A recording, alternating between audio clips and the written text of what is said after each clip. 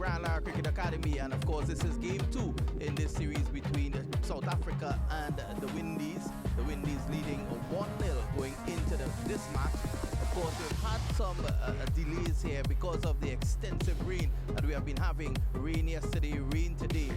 The rain has cleared a couple of hours now, but still the outfield a bit wet. And at this point in time, the umpires are going to do a further inspection at 7 o'clock, which is about 18 minutes from now. And again, they will allow us, give us the information as to when a start is possible. I definitely think we'll get cricket tonight because of the fact that this outfield normally drains very, very well. No rain is on the forecast for the remainder of the night.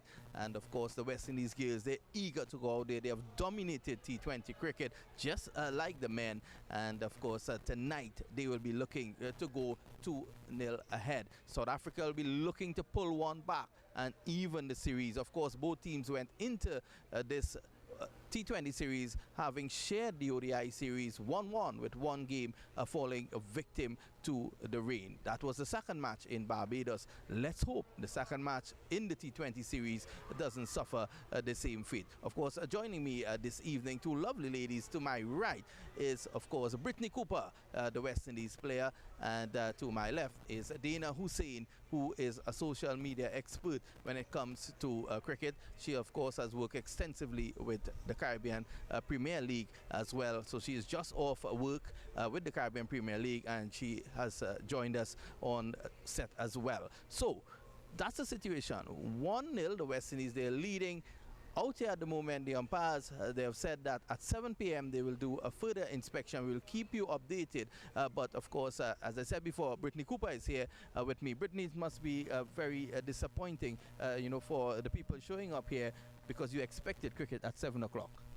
Yes, we did. We know there's a tropical storm passing, and we expected a lot of rain during this week, but we thought that the amount of rain that fall, we would have been able to get some play at 7 p.m. tonight. And of course, people will come in because women's cricket in Trinidad and Tobago is well supported. And of course, a West Indies team, a winning West Indies team, they will always come out to support. Dina, the crowd not yet in. You think it's because of the rain, the early rain that we had today? Well, as you know, we have some dedicated supporters who will come out regardless of the weather. But I did get a few messages from some of my friends who are expected to come out, and I think a few more will trickle in as the time goes on. And as long as the West Indies team does well here, we will expect to see a better crowd. Of course, it's Friday evening as well here in Trinidad and Tobago. We know, but at least by Thursday evening, work stops in Trinidad and Tobago. So by Friday, they'll be here at the cricket. I think they're just playing the waiting game, probably looking at the stream courtesy Cricket West Indies, just to know when play is going to get on so that they could be here, of course, to support these girls. And speaking about support, Brittany Cooper is here, as I said before. She was in Kolkata when these girls lifted the World T20 title, and you had, I think, about 76,000 people there, and that was a tremendous occasion. We're not going to get 76,000 people at the Brian Lara Cricket Academy, of course, but we normally get a good attendance here to support the girls. Tell us, what has been the support, and the girls on the team? What have been the feeling, really, with the crowds in Trinidad and Tobago coming out to support? I think the girls are really excited to play cricket in Trinidad and Tobago. The fact that, we are the leading country in Trinidad and Tobago, where we have produced a lot of West Indies women's cricket. Even a few months ago, we had our second court T20 Grand Slam, where some of the West Indies players even came and played in it.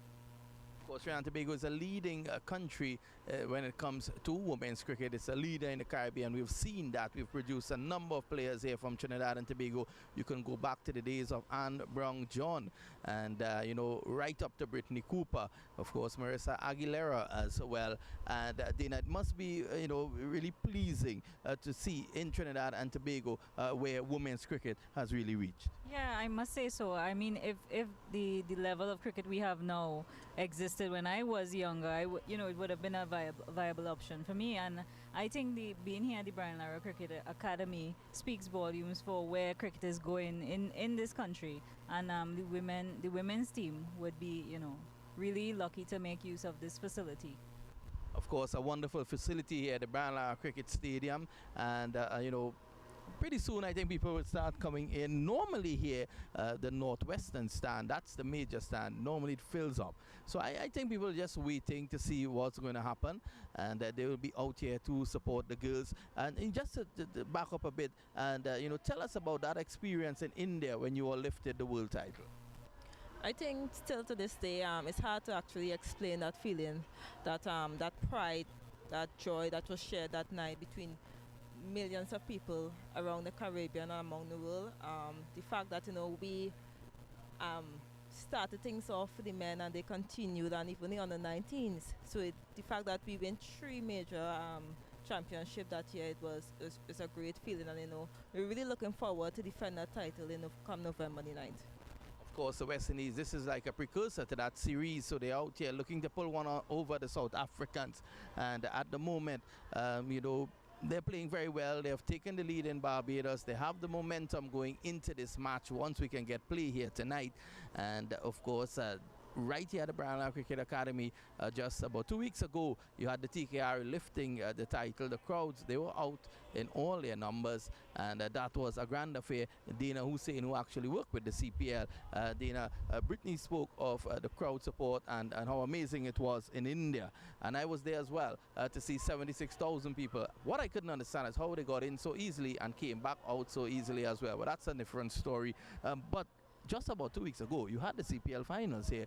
Of course, you were involved with that from the inside. And tell us, what was that experience? Yeah, well, it has been amazing to see the transformation of the Brian Lara Cricket Academy from being packed out with so many people in here to tonight. And I think if we can get so much more people interested in West Indies women's cricket, the game of cricket would go a long way.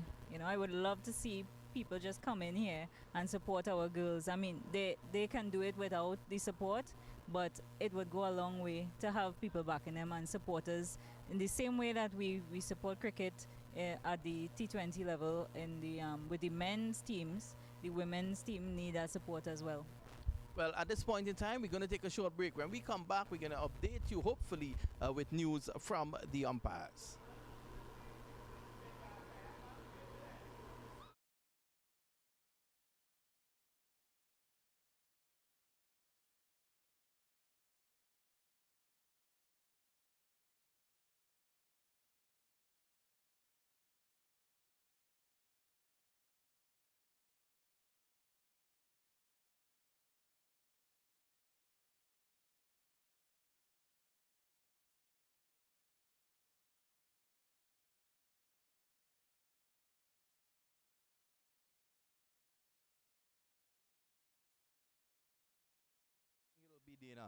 With the sun not out to dry that outfield.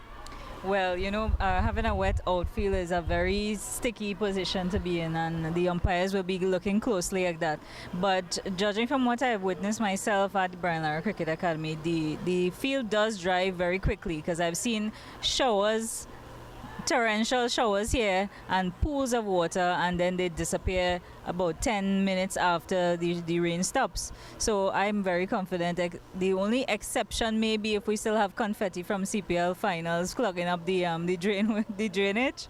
But I'm very confident that we will have cricket here tonight. Well, that's a very interesting point, whether or not the confetti from the CPL celebrations will be clogging up the drainage. Yesterday, though, whilst we were here at the ground, within minutes, the ground looked like a lake.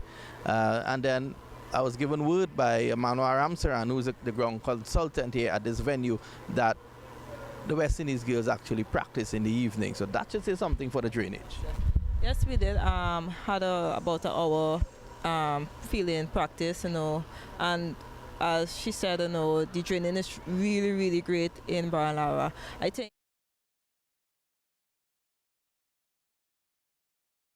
will most likely want to bat first, because with the wet outfield and the dew, it will be very hard for the spinners to grip the balls. Of course, and at the Brian Lara Cricket Academy, what the girls would need to do is to readjust, because in Barbados, the ball is going to come onto the bat a lot better than it does here. On this track, we have seen that since the Brian Lara Stadium was commissioned, this is a slow track. And we're not going to just all of a sudden wake up one morning and get a quick track. It's a slow track. and that is what we are expecting tonight. I think the girls need to be cognizant of that fact. And on tracks like these, of course, batting may not be as easy as one would like, because the ball, as Dana was saying, is going to be sticky. Sometimes you can find it very sticky. Some of the balls may even pop, and that is difficult for batting. Yes, it will be very difficult for batting. I haven't played a few innings here. For me, I think it will be crucial in terms of the girls batting long. The team that best assess the wicket fast will score a lot of runs. And if they just give themselves a little more time to assess the wicket, they will score the runs. And sometimes in T20 cricket you have that problem because everyone wants to go hard in the power play, and sometimes you lose unnecessary early wickets. So what Brittany is saying makes a lot of sense. On tracks like these, you need to readjust your thinking. You can't bring a formula from another ground onto the Brian Lara Cricket Academy. You need to play each ground on its own. And assessing the conditions quickly is the key for these girls out here tonight. Dana, normally, we don't see big scores here at the Brian Lara Cricket Academy in T20 cricket. No, not at all. But I think this is where the experience of our West Indies women will come into play. We want those experienced players to come out and like Brittany was saying, assess the conditions early and get into their game. So I'm looking at the top order for some decent scores and a nice start off, and then, we should do well from there. Well, they need to reassess, as we were saying here. In Barbados, a good power play score may be between 45 and 55. In Trinidad and Tobago, you may want to just bring that down a bit to between 35 and 45, because then you want to preserve your wicket on tracks like this. So we're still waiting word from the third officials as to whether or not we'll get play and what time play will be possible. And remember, this is a Cricket 360 production on behalf of Cricket West Indies, and we'll be here for all 4 games. Of course, we've started off with some rain today. The meteorological officers here in Trinidad and Tobago, they're suggesting that there should be no further rain tonight, but sometimes you know how it is. They say no rain and then you get a lot of rain. They say it's a lovely day to go to the beach and you all get wet. So we'll wait to see what will happen here tonight.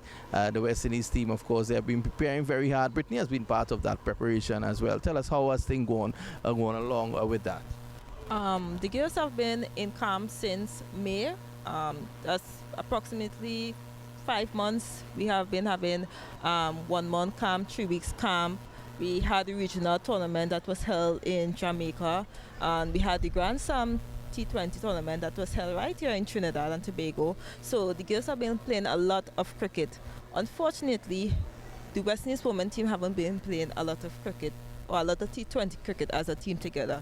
Since the 2016 World Cup, we have only played 11 T20 matches compared to Australia, England and so forth, who had played 15 to 20 plus matches. So we are lacking in terms of game practice coming up to this World Cup.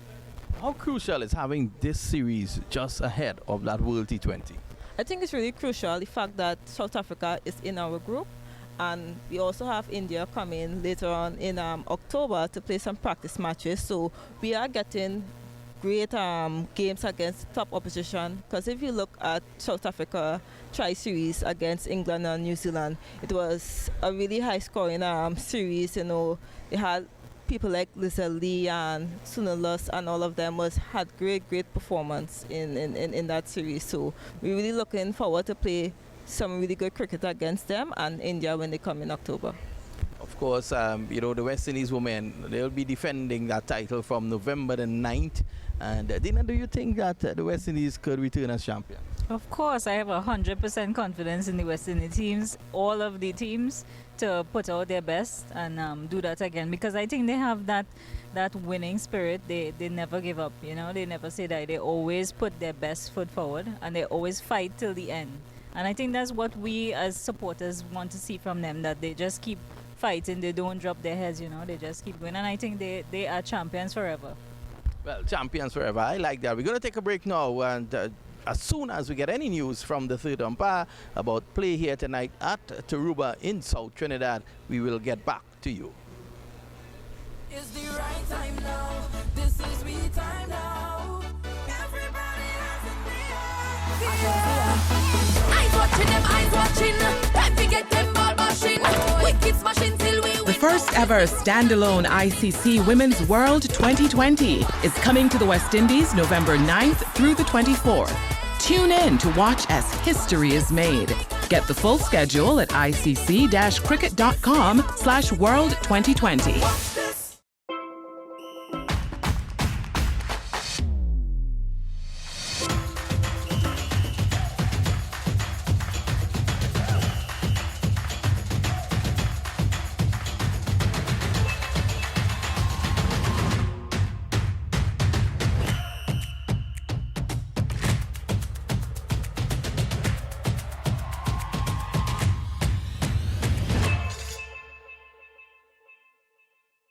Introducing the all-new 500 ml Eco Bottle from Blue Waters. It's easy to open and full of great-tasting sodium-free artesian well water that doesn't spill when you open it thanks to its wide mouth design. So grab one today. Life is better with Blue Waters. This is what luxury included feels like. Chefs are creating masterpieces. The staff is putting their finishing touches. Bartenders are shaking things up. Butlers are preparing for your arrival. When can we expect you? Sandals, the world's only 5-star luxury included resorts.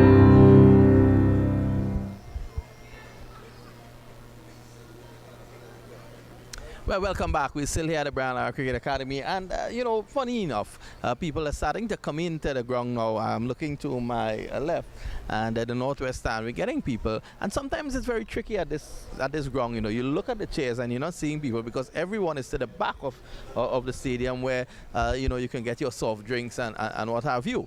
So they tend to and especially in weather like this, they'll gravitate to the back as soon as action gets on the way. I'm sure they'll get back to the seats and you can see. Were you here for CPL finals?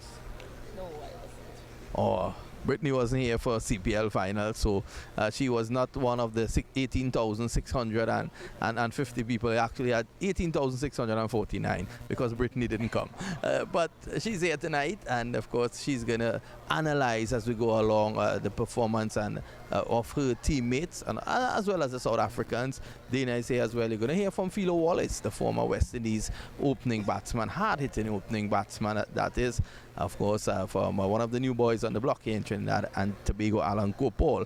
You'll hear from him as well. And as the series goes on, you'll be hearing from various people on the commentary panel as we look to bring you this wonderful series here from the Brown Lara Cricket Academy in Tarouba. This academy has come to life, for quite a long, it's a storied history, really, when you think about the Brown Lara Cricket Academy, with a lot of matches here in recent times. But from the stadium started a long time ago. It was supposed to have been completed in 2007 for the ICC Men's World Cup, and at that point in time it was supposed to be used for practice matches leading into the World Cup. They ended up using UV spec instead, but it's finally here. It has been a blessing of some sorts here in Trinidad, and it's always a hive of activities. And Dana is from the south, Dana is always, it's very rare you come down the highway and you don't see these lights on. Yeah, and I'm sure the traffic that we're seeing from the highway would be curious to know what is happening at Brian Lara tonight. And it would be nice if that answer were readily available, because I think, we could do a lot better with advertisement for cricket at Brian Lara Cricket Academy, and definitely for West Indies women's cricket. Well, on that note, though, the West Indies board, they were trying, and they had banners all up over the place. We're in Trinidad and Tobago, so some went for a walk, so to speak. But on the highway, you can see driving into the Brian Lara Cricket Academy, those that have remained. And I don't know, we have a lot of rain these days here in Trinidad, and probably people using it to shelter. I don't know. But people are going to come. I'm sure they're going to come.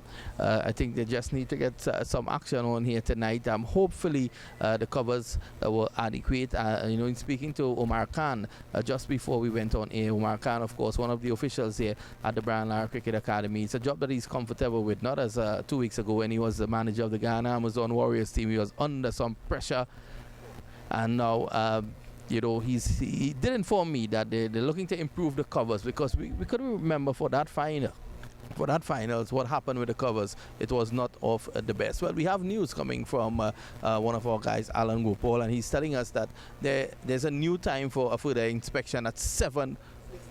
Play starts at 7:45, in fact. And of course, the toss is going to take place very soon. So at 7:45, that's the good news. You're going to get cricket. And of course, Brittany Cooper will tell you that you have an hour before any overs could cut. So, Brittany, we're going to have a 20-over game. Yes, I'm pretty sure we'll have a full 20. I think it's just 45 minutes we lost in play. So we will still be able to get full 40 overs in the game. Well, that's wonderful indeed. And Dana and them on the CPL end, they normally give 3 hours for play to start back. One game started Sunday and finished Monday morning, and it was a T20 game. That's some sort of world record there, Dana. Yeah, well, I'm not sure about that, Vinod, but the production is very important, and there are a lot of spectators all over the world tuning in to watch both the Caribbean Premier League and any T20 nowadays. It's the more marketable form of the game.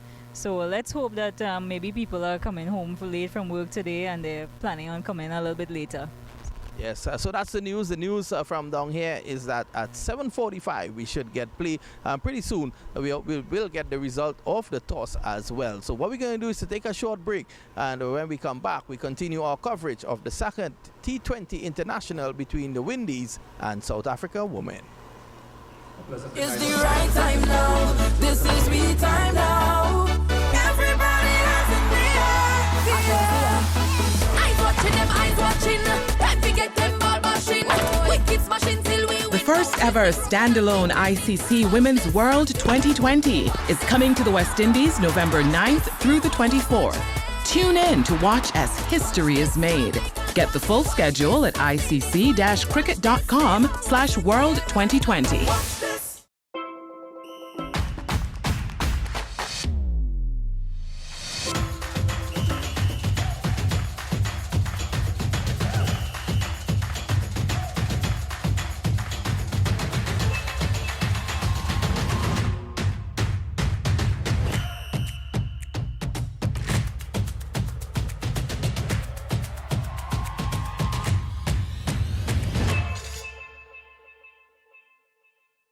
Introducing the all-new 500ml Eco Bottle from Blue Waters. It's easy to open and full of great-tasting sodium-free artesian well water that doesn't spill when you open it thanks to its wide mouth design. So grab one today. Life is better with Blue Waters. This is what luxury included feels like.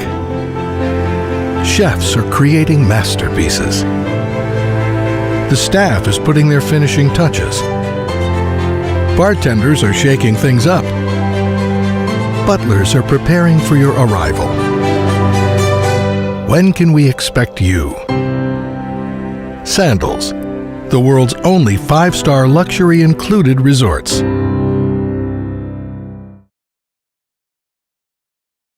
And joining, of course, Alan Gopal, and pretty soon we'll get action on the way here at the Brandland Cricket Academy. Alan, you live close by as well, and what was the situation like coming into the ground, and what's the talk on the ground? Are people excited about this game? Well, definitely. Any cricket at Brandland Cricket Academy is excitement for the communities around the academy.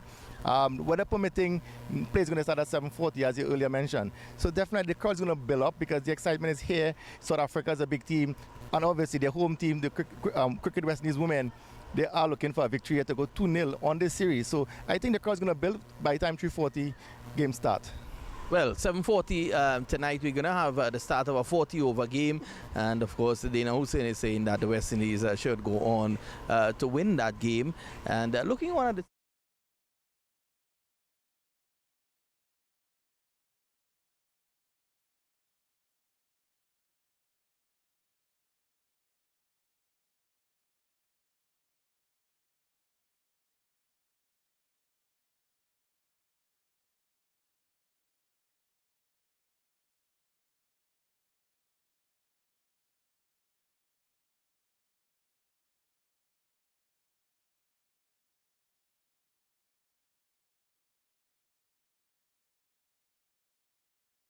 To capitalize being at home and having the home advantage, as well as getting to know their opponents a little bit more, because the South African women have done well in this series as well. So I hope that they are taking their notes, their mental notes, and as well their experience will come into play later on with these big teams. Of course, leading into a World Cup, and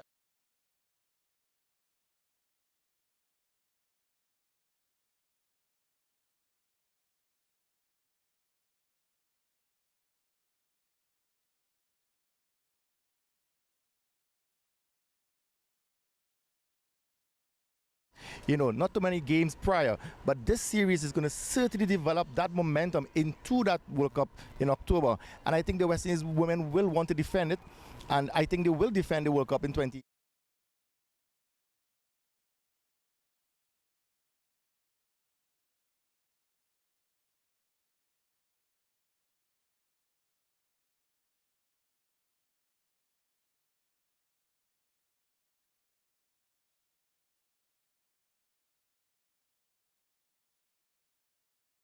me. And the news, again, just to repeat, the news from the third official is that play will get underway at 7:40, which should be in about 20 minutes time.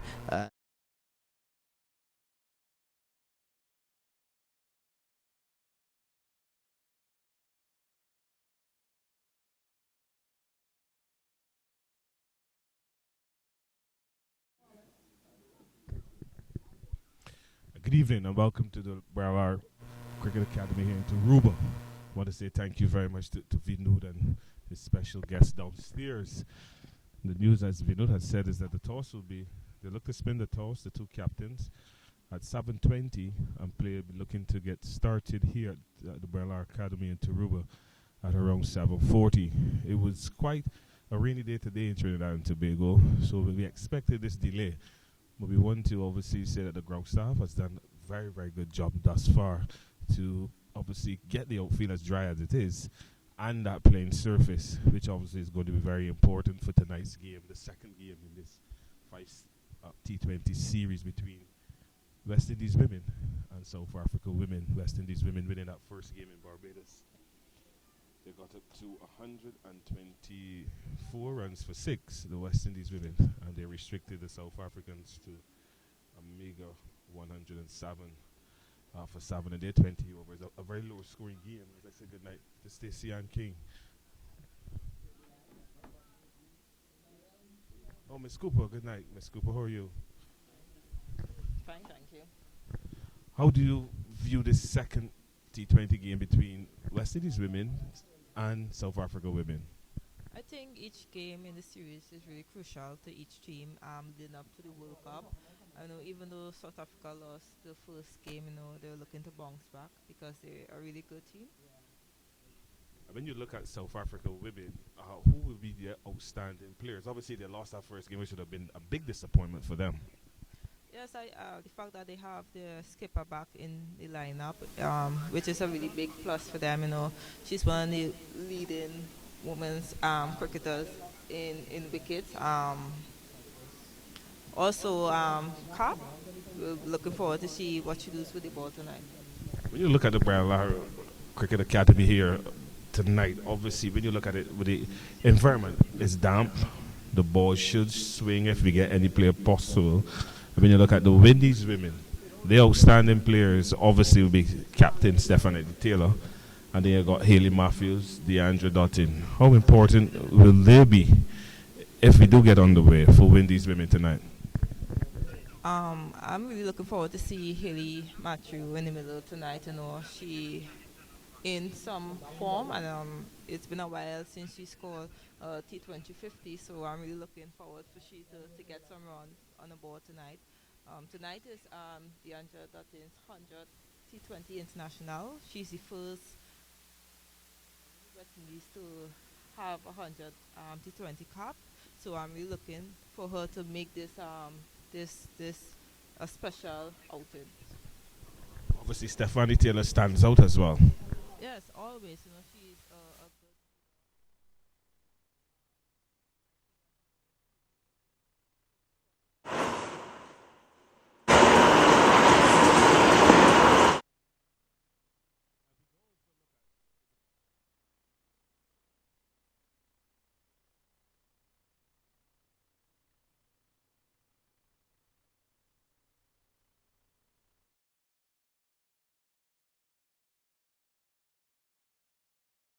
It's the right time now. This is we time now.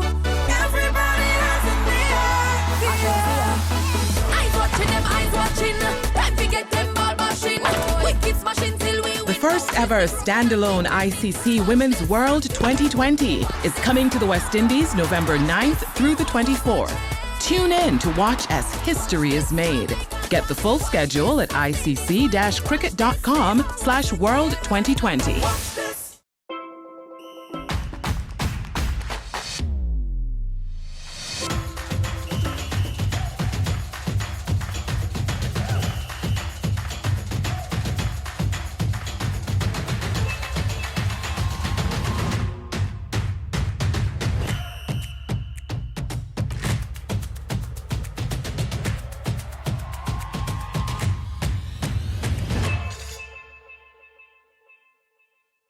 Introducing the all-new 500ml Eco Bottle from Blue Waters. It's easy to open and full of great-tasting sodium-free artesian well water that doesn't spill when you open it thanks to its wide mouth design. So grab one today. Life is better with Blue Waters. This is what luxury included feels like. Chefs are creating masterpieces. The staff is putting their finishing touches. Bartenders are shaking things up. Butlers are preparing for your arrival. When can we expect you? Sandals, the world's only 5-star luxury included resorts.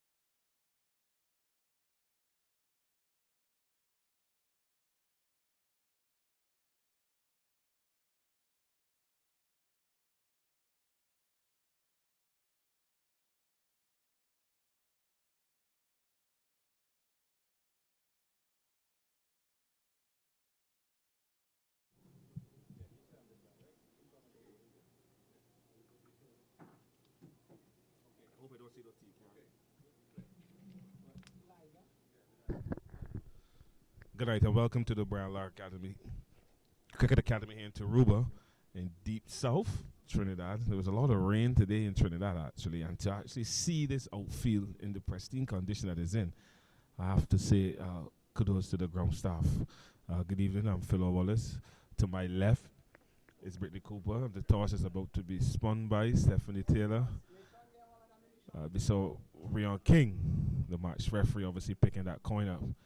And both ladies, obviously Stephanie Taylor, seem to have won the toss. What do you think, Brittany, she will be doing? I'm really hoping that, she bat first, because playing a lot of cricket here at the Brown or Cricket Academy is really hard to bowl second because of the dew.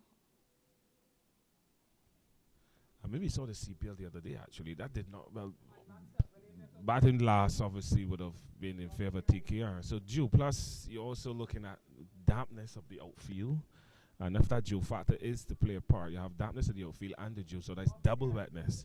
So obviously it's important that you try to get in there and bat and put a good total on the board. What would you believe will be a good total if Windies decide to bat first? I believe on this pitch, 140, 145 is a good defendable total.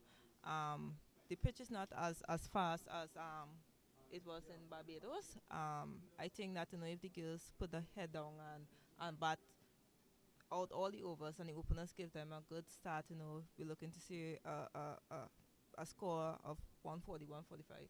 Because up in Barbados the other day, the first T20 game, they got it to 124 for 6. And obviously that would have been a below par score for the West Indies women. Yes, I believe, if you look at women's cricket around the world now, the average score in women's cricket is 140, 145. A lot of teams are improving in running singles, the twos, and not only the fours, but a lot of sixes is being hit in women's cricket at the moment. But yes, obviously you talk about hitting sixes. I believe that women's cricket has evolved. Women have become fitter, they have become stronger, and they back their abilities more, be it bowling, fielding, catching. And when you look at the West Indies women, their overall team performance has improved. Actually, the performances have improved. When you look at their bowlers, they bowl more as a bowling unit, and that is why they've been so successful. So obviously, the West Indies women, to me, they have the right combination, particularly being the defending champions of the World T20, and all these games against South Africa and the others to come will obviously be good practice moving forward into that very serious ICC Women's World Cup. Yes, as I said, each game in this series is really crucial. After the series, the girls have about a week home, and they're heading back to Antigua for another camp. And then India is coming to play some practice matches, so a lot of cricket is going to be played in these few weeks, and I'm really happy that the girls are getting a lot of practice matches in, because even going up to the 2016 World Cup, we didn't play as much matches as we wanted to. So I'm really hoping that West Indies cricket continue giving us more matches. When you talk about West Indies cricket and you speak about the board, they've been doing a lot now in relation to women's cricket. With the World Cup coming here late in the year, obviously in Guyana, Antigua, and St. Lucia, West Indies women will be based in St. Lucia. Kind of, you would expect that the emphasis will be on getting this squad ready. Obviously, they have Coach Henry Springer, assistant Gus Logie. There's also Roddy Eswick down there as well. So obviously, they have a good support staff. How important is that support staff in relation to these games against South Africa and the rest to come against India? Because we have to continue to let the people know that there's more women's cricket coming. The preparation has started about 5 months ago. Cricket West Indies have had the girls in camps, 1 month camp, 3 weeks camps. A lot of emphasis was shared on fitness. We also had the regional 50 overs and T20 that was held in Jamaica. And we also had the T20 Courts Grand Slam that was held in Trinidad and Tobago, where a lot of about 12 West Indies players who's currently on this 50-member squad was playing in that competition. Just like the listeners to know that the Windies women have won the toss and they've elected to field. So they've gone against what you wanted, Brittany. But let's hope that that's not a deterrent. Obviously, coming out of Barbados, they batted first. And they've changed the status quo here. They're going to obviously chase, and they're going to look to restrict the South African women. What would you think would be a good score to restrict the South African women and the strengths of the South African women's cricket team in the batting? Well, my reason, I believe that the West Indies women decided to field first. I think that they're thinking that the rain will come back to play later on in the game, but we know how our weather forecast ladies and gentlemen are. They say no rain will be coming, and next 5 minutes you'll see rain falling. I believe that 120, 125, just as in the first game, will be a difficult score for South Africa to make. The fact that the pitch is a lot slower than it is that we saw in Barbados. I mean, obviously, we were discussing earlier about Anisa Mohammed. How important will she be in this second T20 game, particularly on this surface that will be a lot slower than Kensington Oval? The fact that Anisa matches played a lot of matches on this pitch during the Courts Grand Slam and for Trinidad and Tobago, she have a lot of experience, and I really hope that she deliver in the wicket column tonight. And obviously in the first T20 in Barbados, for Fletcher, she was the outstanding bowler. Obviously, she out-bowled Anisa Mohammed, and we still saw Hayley Matthews, who was given the chance to open the bowling. How important? How did that happen? What do you think that caused Stephanie Taylor to make that move to allow Hayley Matthews to open the bowling, partner Connell? For the past few years, that's something we have tried is either Stephanie or Haley Matthews been opening the bowling, because as you see even in men's cricket, you see this sometimes it start with a spinner and a pace bowler. Pace of the ball during the power play is really crucial in terms of batsman not getting a chance to get the ball out of the park and stuff. So I think it's a great option. And obviously today is a big day for Deandra Dutton. This is 100th. It's her 100th T20 game. We all have to commend her for that achievement. It's not an easy achievement. Obviously, you have to look at length of time she has spent around this West Indies team, and she's also one of the main bowlers.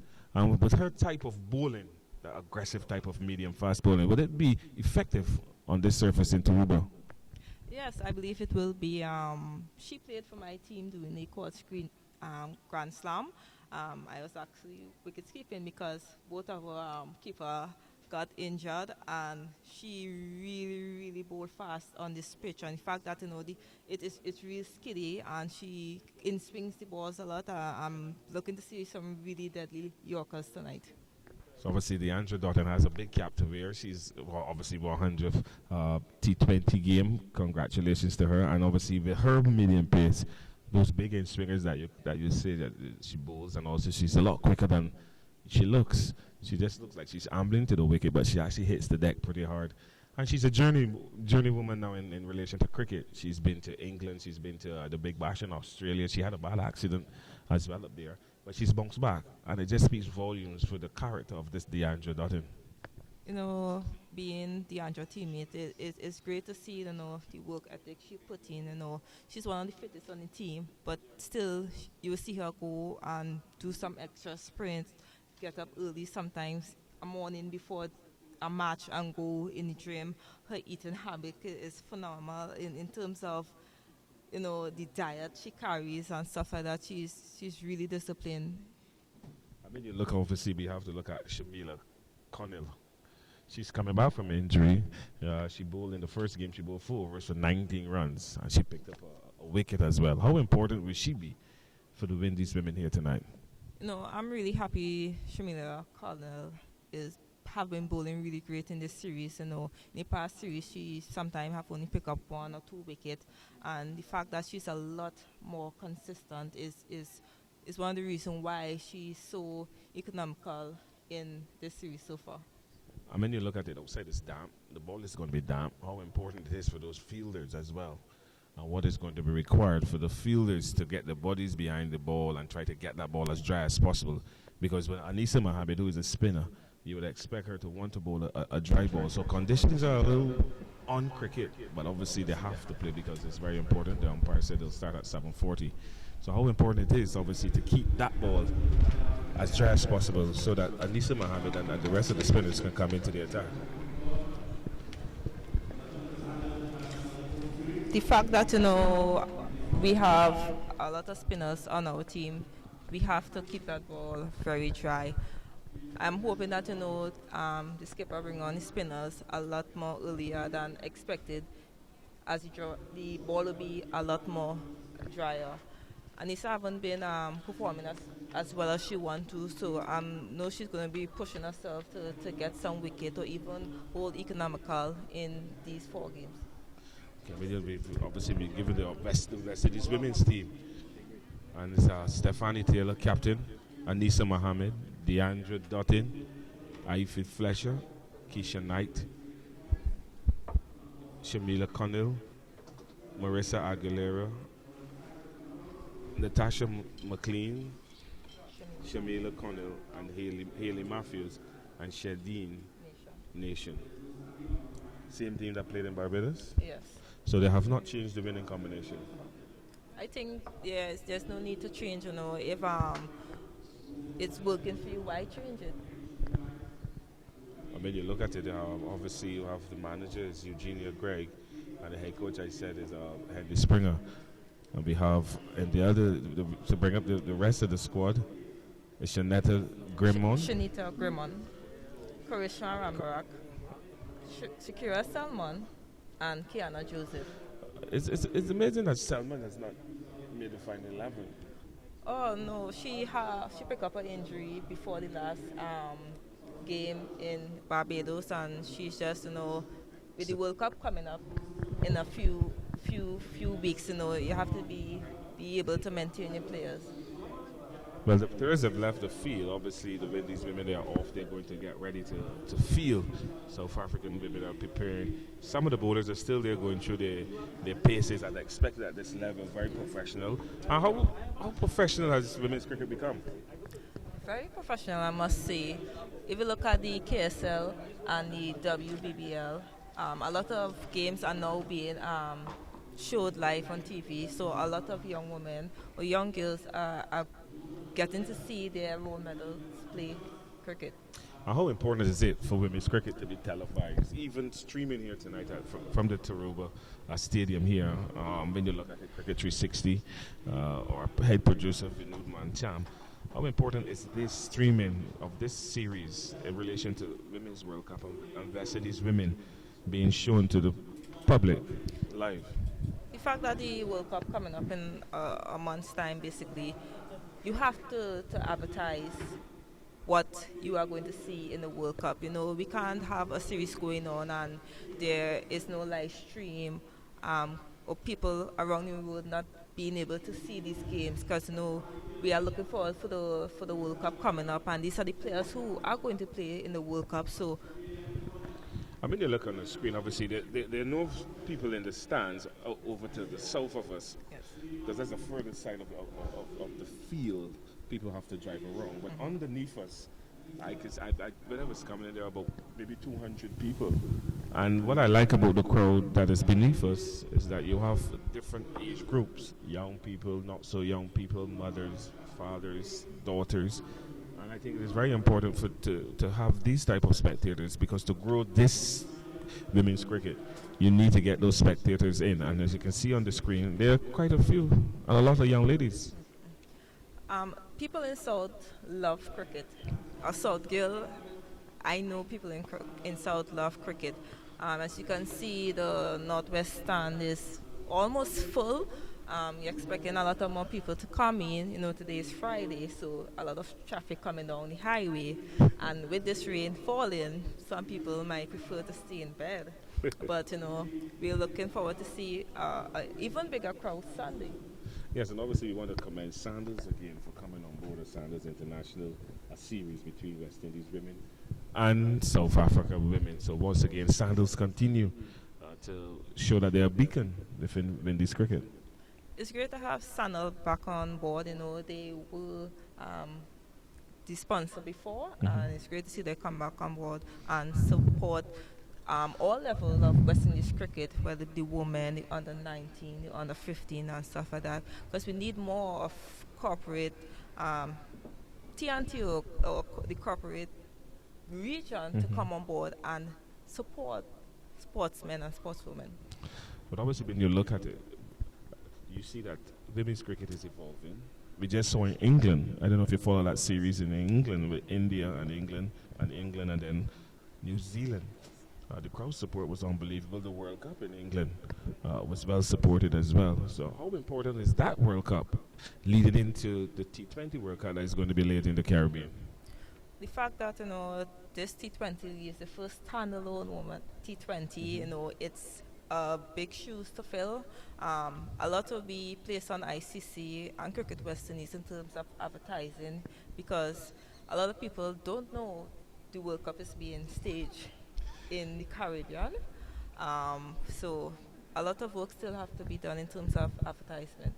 Well, obviously, it's from November 9th to the 24th. When you look at it, because the two big nations in the Caribbean, Trinidad and Tobago and Barbados, have not bid for any of the Women's World Cup games, it seems to be low-key. But I believe that Cricket West Indies and the other territories in which the games will be played, they'll be doing their part to generate that interest. It was really disappointed that Trinidad and Tobago didn't get any games, nor Barbados. As you say, these two countries are leaders in women's cricket in the Caribbean, and not even Jamaica did. So it's really disappointed to see that either of those 3 countries didn't bid. And they just concluded women's tournament was in Jamaica. Yes. So it's very shocking that Jamaica did not bid for any of the World Cup games. But that said and done, the games are in the ICC Women's World Cup is here. As you said, it's a standalone, first time ever. Yes. Because normally it runs alongside the men's competition. But obviously it's being the ICC believes that the women now have evolved themselves, that they can have their own independent World Cup. As we see the umpires taking the field, umpire Joel Wilson. Looks like he just come back from international duty in England, and young Bazara. So the umpires are taking the field, and soon we'll see the West Indies women following. So it's a pleasant night. The rain has obviously been kind to us. This morning it really blessed us with showers, and this evening, but tonight now is eased up and allow us to really get this second T20 on the way here, the Sanders International Series between West Indies women and South Africa women. As we see the West Indies women just getting their places just beyond the boundary for that final huddle. What would you think Stephanie Taylor will be telling her charges tonight? I believe she'll be telling the girls to wake up. The fact that, they were sitting and waiting for a result from the umpires, and the fact that, we're finally going to have a game on hand there. The girls will be a little lazier to get into action. Well, obviously it's going to be important too for Stephanie Taylor to let them know that yes, outside is damp, the ball will be wet, but they need to put everything in. Need to go 2-0 up here. There are 4 games in Trinidad and Tobago, and they'll be looking to obviously to seal this series going into the third T20 rather than allow South Africa any breathing room, because this is important for these women to realize that cricket is about consistency, and I'm happy that Cricket West Indies have been forefront in thinking to get the West Indies women to play a series so consistent. I think the key word you said is consistency. That's a word Coach Fendi always, ringing our ears. I don't think the girls, West Indies women, will want to lose any game in this series. As you say, it's not only this series, it's the build-up to the World Cup, and we all want to have an upper hand against South Africa, who is also in our group with England and Bangladesh. Yeah, because West Indies women not in the easy group at all. When you look at it, maybe Bangladesh would be the easier side to beat in that group. So they're going to take the field of West Indies. They're followed by the South African opening pair.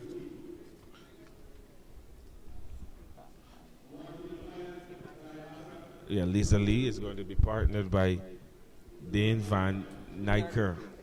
Well, some Afrikaans names are very difficult to pronounce. Yes. I'm hoping that you have that covered tonight.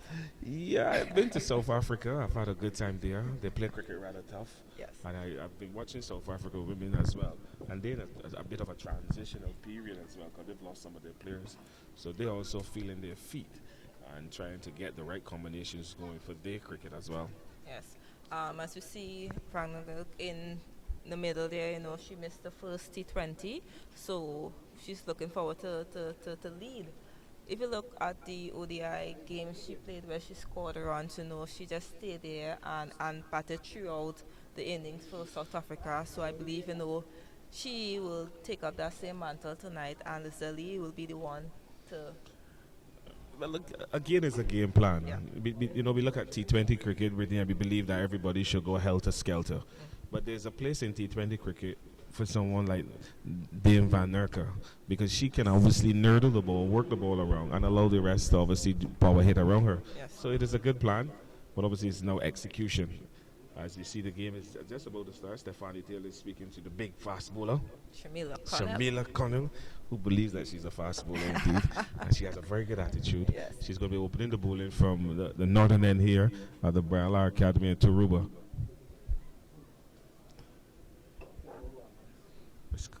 Connell move away from us to bowl to Van Nurk. That ball is outside the awesome and allowed to go through to wicketkeeper Marissa Aguilera, who takes it on the first bounce.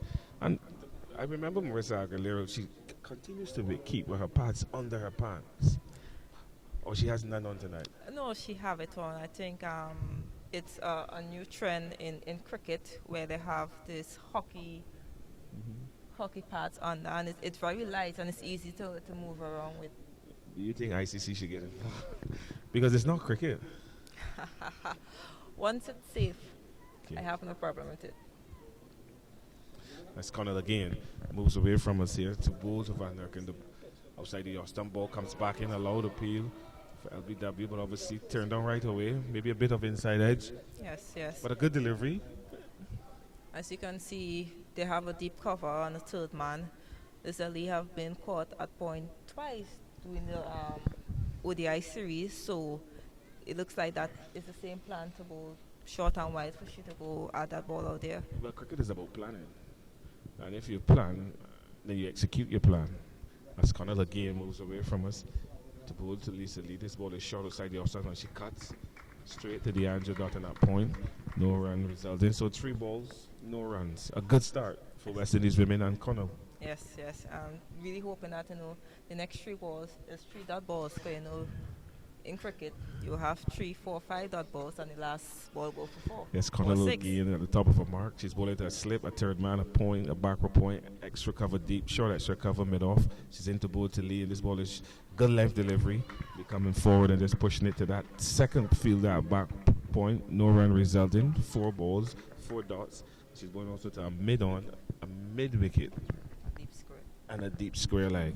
So she's bowling to 6 in the offside and 3 in the onside. So she obviously has to take her deliveries comes outside the off stump. As again, Connor moves away from us to bowl to Lee. This ball standing down the leg side again and shouting for LBW. The umpire walks away and said not out, but a good delivery. Yes, a very good delivery. No room for her to do anything, but she also straight too, because if she get some bat on that, they have no fine leg. Yeah, which is strange. When I used to play, the first 2 fielders were fine leg and third man. No, we don't remember that.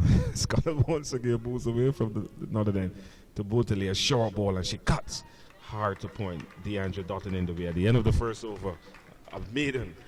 South Africa yet to score, but a good start for the West Indies women. Excellent start by Shamila Connell. As I said, she's been putting in a lot of work in the camps, and I'm really happy to see that she's a lot more consistent. Yes, she's worked really hard. I know Ezra Mosley is a big fan of hers, and she's been obviously pressuring Ezra Mosley when he was around to say how fast she can bowl, and she obviously has improved. And sometimes those kind of challenges, you don't see the improvement right away. Yes. It's after a few years, then you see it. And obviously, she's one that has really come to the fore. And she's been in the women's setup for quite a long time. So she's quite comfortable and she knows the job. As you see, Haley Matthew taking her mark. Yeah, so they're going with a staying bowling plan from Barbados. Haley Matthews obviously will pick up the attack from that southern end. I know Haley Matthews quite well. Yes. I coached her when she was at Harrison College, and I was a little skeptical to bring her into the team of boys. But she said, I'm a cricketer, sir, and I respect her. She's come on leaps and bounds, and I really want her to continue to excel and take her career to as far as she can take it. So Haley Matthews will be sharing the new ball with Shamila Collins. She's bowling to a mid-off, extra cover, a backward point, short fine leg. Anissa Mohammed just behind the square leg, a deep forward square, a long on, and a mid wicket. That's Haley Matthews to bowl to Nerken. The ball is down the leg side and signal wide by umpire Bazaraf. So another good start by Haley Matthews. Yes, and as you can see, she's trying to bowl a lot slower than she bowled in Barbados. I thought she was trying to bowl a little too flat, and they used the pace off of her. Yes, Matthews again from that southern end, passes umpire Bazaraf to bowl, and there she comes forward. Good delivery. Push back down the pitch, no run resulting. A better delivery. Much better. And she's accustomed to this actually, because when she was at Harrison College, she used to open the bowling. Against the guys? Yes, she played against boys. Nice. Yeah, so she's hard, and I have a lot of respect for her. It's Matthews once again. A pass umpire Bazaraf to bowl to the Dane, and she just pushes it down to long on and coming around quite nicely, but with Connell using her footballing skills, and the batsman decided not to go for the single, but that was a sure single. Yes, Shamila Connell is a tall person, and really hard for her to get down. Yeah, she's a big unit, so I can understand why they won't go for that single. But once again, Haley Matthews continues to show that she has that versatility. Again, she's into both of Van Den. Van Den walks right across the stumps on the offside and works it in to the leg side. Nisa Mohammed coming in from that backward square inside the circle. No run resulting. Another dot ball. Pressure on South Africa women. Yes, I would say a little pressure, but it's not only the second over. T20 cricket. Haley Matthews once again from that southern end to bowl today. And they're looking to hit this ball down to long on. The field on the boundary will come off. The boundary will pick up a single. So the South Africans are off for running. Yes, they are. And it's great to see Haley Matthews is bowling to her field. Yes, and she's bowling in a cap and there's no sunshine. I'm sorry. I'll make you laugh all night. But obviously this is part of her tradition as well. We had Richie Richardson with a big broad rim. True. So Haley Matthews, Greg Matthews from South Africa, Australia, used to bowl on his side. I've also seen cricketers field with shades in the night. Yes, Haley Matthews she has hers as well. She will come with the styles. That's Matthews, operator for the southern end over the wicket to bowl to Leah Lee. Gets a Yorker length delivery, just blocks it, runs into the offside. Marissa Aguilera moves from behind the stumps, and yet no run resulting. So South Africa, there are 2 runs, and this is coming up to the end of the second over of Matthews once again from that southern end past the umpire Bazaraf to bowl to Leah Lee. Comes forward, a loud appeal for LBW, and Bazaraf with the affirmative said not out. So good first over from Haley Matthews. 2 runs coming from it. South Africa, they're 2 without loss. How do you think the South Africans will react now? Pardon? How do you think the South Africans will react now? The fact that after 2 overs they are only 2 runs. Well, there's a power play. They will have a plan for their power play. What do you think is a good power play score for women's cricket? And on this ground, on that type of surface? Well, on this type of surface, I believe between 35 and 40. Yes. Well, you're very conservative. 35, 40, yes. I was saying too 50. much or too little? I was saying 50. With the quality of batsmen that are out there, you could get 50. Quality batsmen, but they also have quality bowlers. Yeah, but batting, I'm a batsman, so I favor batsmen. As Colin is going to continue for another night. And she's going to bowl it to Van Der. And this ball obviously is short, and she's looking to cut the ball. And again, we see that's Knight. It's actually shot at Knight, yes, moving there at that backward point. And again, another dot ball. So yet a run to be scoring off for Cornell. As you can see, the pitch is playing a lot slower than expected. The ball is holding up. The ball is not coming through. So it's a good toss to win? A really good toss. Sconnell once again moves away from us. The ball to the basket. This ball is short and she cuts and cannot beat Knight, who's sharp. And one of the things you can say about women's cricket as well, Brittany, is that the fielding has improved. A lot. A lot of runs can be saved in the field.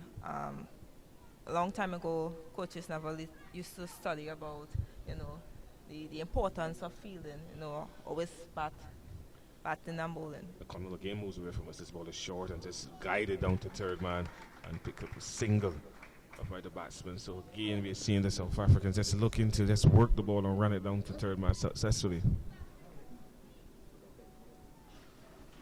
And Connell has improved. She's bowling to a slip, a third man, a backward point, a point, short extra cover, a mid-off, a deep extra cover, a mid-on, and a forward square. She moves away from us again to bowl. This ball is short, looking to cut, and true to wicketkeeper Marissa Aguilera. What I'm looking out for Shamila Connell is to swing the ball a little more. Swing it away or swing it in? In. The fact that, the field that she have there on the line, she's looking to bowl, to put Haley Matthews in play. Because, for me, Lizzie look a little confused about what's going on there. Connell moves away. This ball is short and wide, and she's looking to cut. And the ball misses and goes through to Marissa Aguilera. And she's shaking her head. I was thinking that Lizzie missed out there. Even though there's a deep cover, that was a loose ball by Connell. It's a very loose ball indeed. And sometimes your strength could be a weakness. And for her, it has been her weakness thus far. Yes. As Connell once again to go to Lisa Lee. This ball is a good length outside the off stump and a good leave ball through to wicketkeeper Marissa Aguilera. And after 3 overs, South Africa women, they're 3 without loss.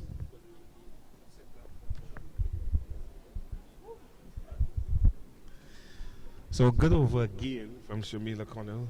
Continues to put pressure on the South African pair of Dane Van Nurker and Lisa Lee.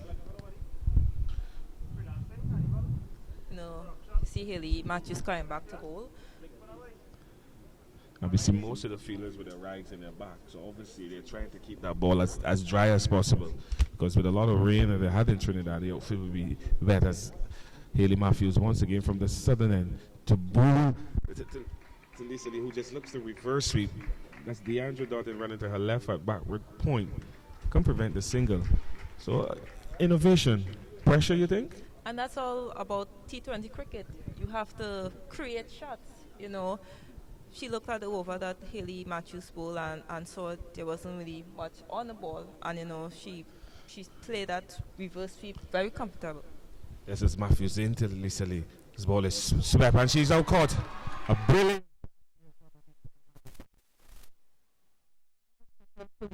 She's having a really, really bad series. Yes, a length delivery on off stump. She's looking to employ the sweep as most South Africans like to play that slog sweep. But obviously she didn't get a lot of bat on it. But a good catch from Nisa Mohammed, just holding it in midriff. Yes. And the Windies, obviously, the rest of these women are very happy to see the back of Lisa Lee. Really, really happy. You know, she can really hit the ball. She's a great batswoman. The fact just the other day she made 100 for 3 stars in the KSL.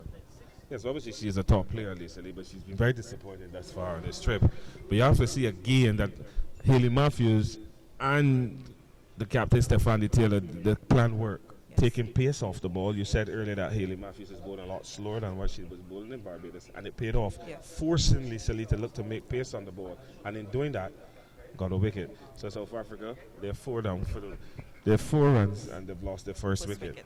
And now we're going to see Loose.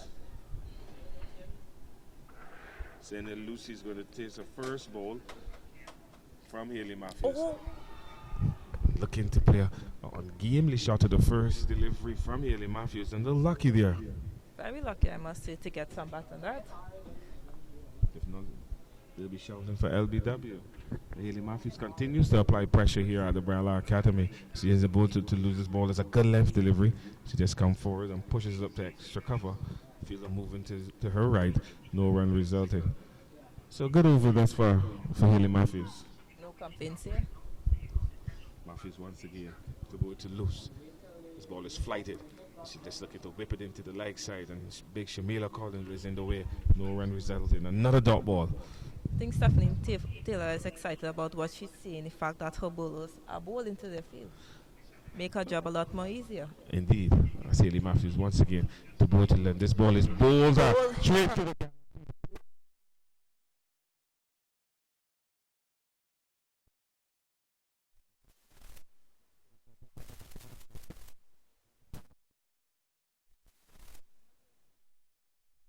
Good delivery from Haley Matthews after 4 overs. They find themselves, South Africa women, 4 runs for 2 wickets, and 2 good wickets as well, both to Haley Matthews. So obviously the West Indies women will feel quite happy to know that they're both.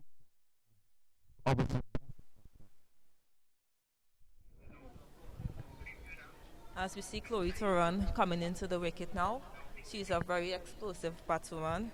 She's have one of the highest strike rate in women's cricket. You know, she'll need to stay here and build an innings with her skipper. Yeah, well, it's important that Chloe tries now to form some partnership. When we hear T20 cricket, we don't really think about partnerships, but this is important partnership here for South Africa women. You have the explosive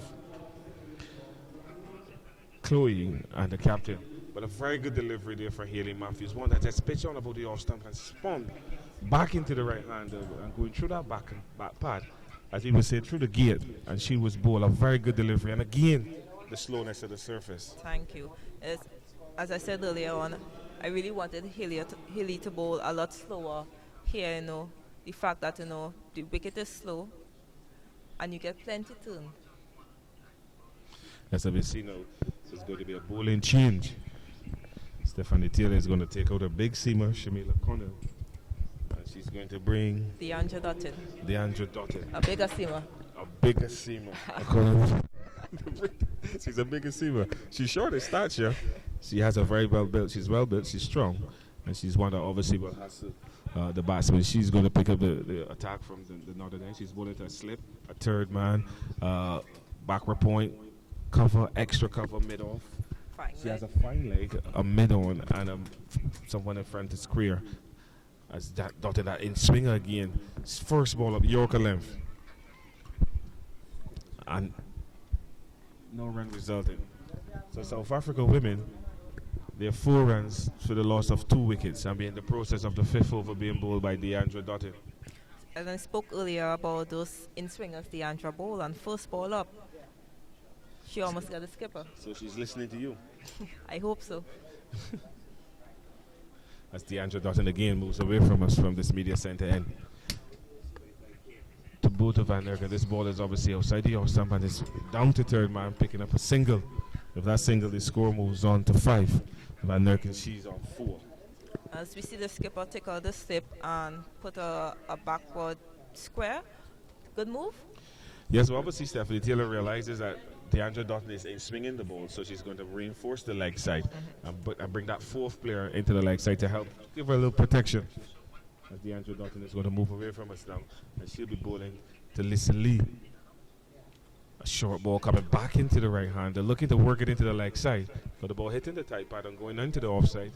Knight is there at backward point, no run resulting. So Deandra Dottin a good start in a 100 T20 game. Yes. I'm really hoping that she make this 100 T20 a memorable one. Yeah, but knowing the character of Deandra Dottin, she will want to make this a memorable 100 T20 as once again she moves away from us to pass on Pedro and listen to brutally. This ball is good length delivery, not a lot of balance in that shot, and again just pushing it out to the offside. Knight comes around to her right, and no run resulting. The score remains on 5. And it's the process of over number 5. So South Africa quite slow. They're going at 1 runner over, which is obviously below par for them. Way below par, especially in the T20, but they have 2 class batswomen at the crease right now. I started again to bowl to lead. This ball is length and just throw quite nicely, and that was a lovely song on bat on ball. But again, a good field placing by Stephanie Taylor. That ball is being intercepted by one of those fielders in that ring on the offside, and no run resulting. So again, a dot ball. I think the South Africans could build some confidence, at least when the ball is coming off the middle of the bat. I think if both of them stay there, they will get a score on the ball. I started again. Bosley, this ball is a slow delivery, and she punches it through the offside. When they get to the boundary, has the legs to get there. Yes, it does. And at the end of 5 overs, South Africa, they've moved on to 9 for the loss of 2.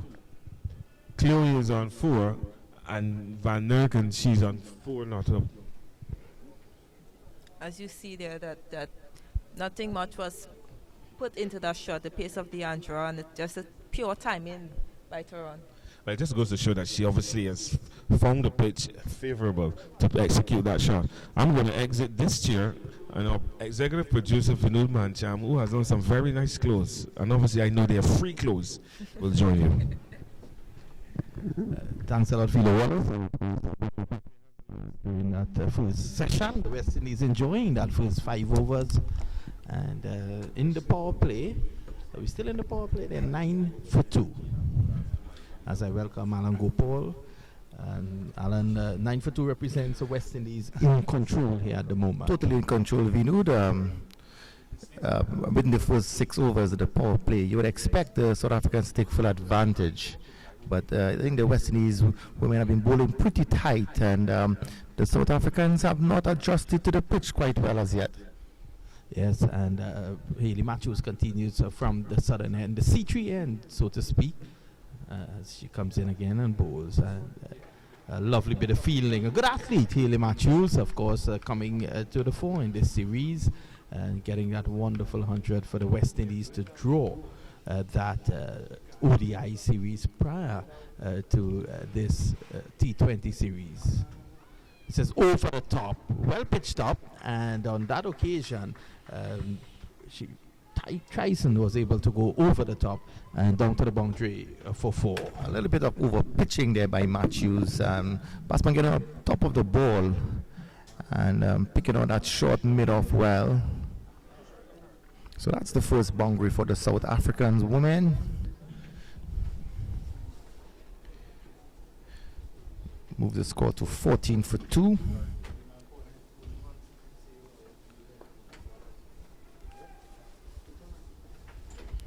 That one played out to deep mid-on for 1.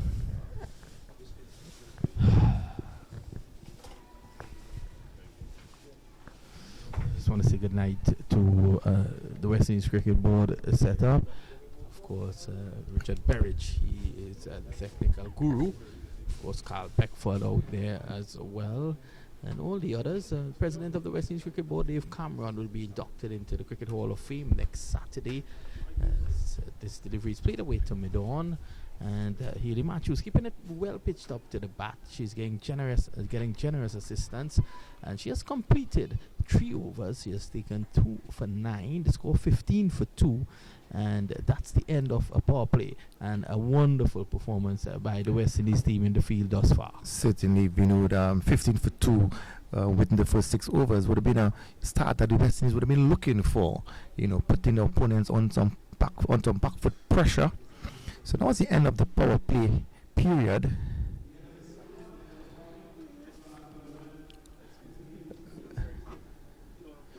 $15 for 2 after 6.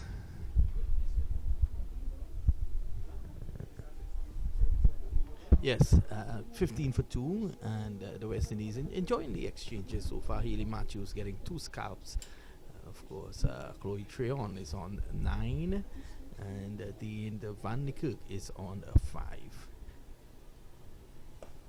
This delivery struck straight down the ground. That's a lovely shot. That is going to run away to the boundary for 4. That's the safest place in a cricket ground to hit the ball, straight down the ground. Certainly, straight back is always a good option. Yes, a lovely shot there on that occasion. 19, the score now for 2, and Treon goes on to 13. A wonderful shot there, Alan. A perfect executed shot straight back is always a safe shot. They always say playing in the V's is the best option, straight back. That was a perfectly executed shot from Treon. It's a lovely delivery there by Dottin. Strongly built, Deandra Dottin. And of course, that's a attempted Yorker. That occasion, well played by Treon. They're just pushing it away on the offside. And of course, we're here at the Brown Cricket Academy. And you're seeing the Sandals sign proudly being displayed on the far end. Of course, the Sandals just giving that extra love to West Indies cricket in recent times. Good delivery. That one went the other way on that occasion there. Dottin has been bringing the ball into the right hander, and on that occasion Treon got one that just held its line a bit and moved slightly off the seam. The score 19 remains 19 for 2 at the moment.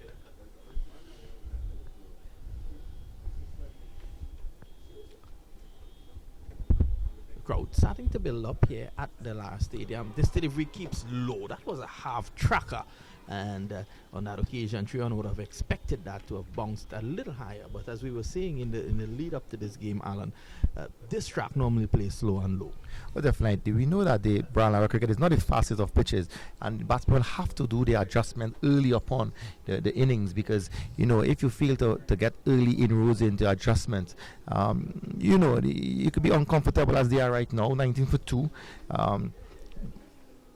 So that's a full toss on that occasion. That bounces just disconcertingly in front of Marissa Aguilera, and she uses all her experience to gather that one. The score remains 19 for 2 at the moment. This is over number 7, and Van Niekerk is on 5, Treon 13. Dottin in her second over. She has taken none for 9, but it hasn't really represented the way she has really bowled. She's looking to attack, and that's the nature of Deandra Dottin.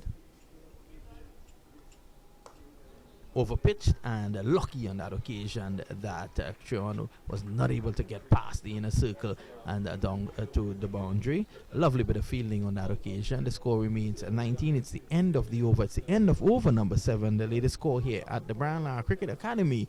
South Africa being sent into bat by the West Indies. They are 19 for 2. Yeah, Vinu, do you think it's a very interesting decision for Dottin for Taylor to take the field and give the South Africans first strike? I'm taking into consideration the early weather conditions and damp outfield here at the Brown Lara Cricket Academy. Well, I think it was an excellent decision, given the fact that anytime there's rain about, you always tend to bat second because Duckwood Lewis somehow tends to. They could say, from now until Thy Kingdom come, they could say that that's a fair system. I still think that the team batting second always has the advantage when it comes to the rain interruptions and these sort of things, and that is what we have at the moment.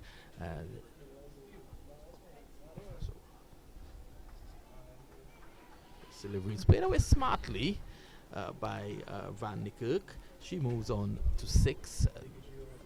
And Haley Matthews continues from the far end, the far or southern end. Beautiful outfield here at Brown Arrow Cricket Academy. With outfield drying up pretty well after those, thunderous showers between yesterday and today. Dangerous shot on that occasion. Playing across the line was Treon. She's able to get a single. No signal from umpire Bassarat at the far end. And that takes the score on now to 21 for 2. And Treon goes on to 14. And Van de Kerk is on 6.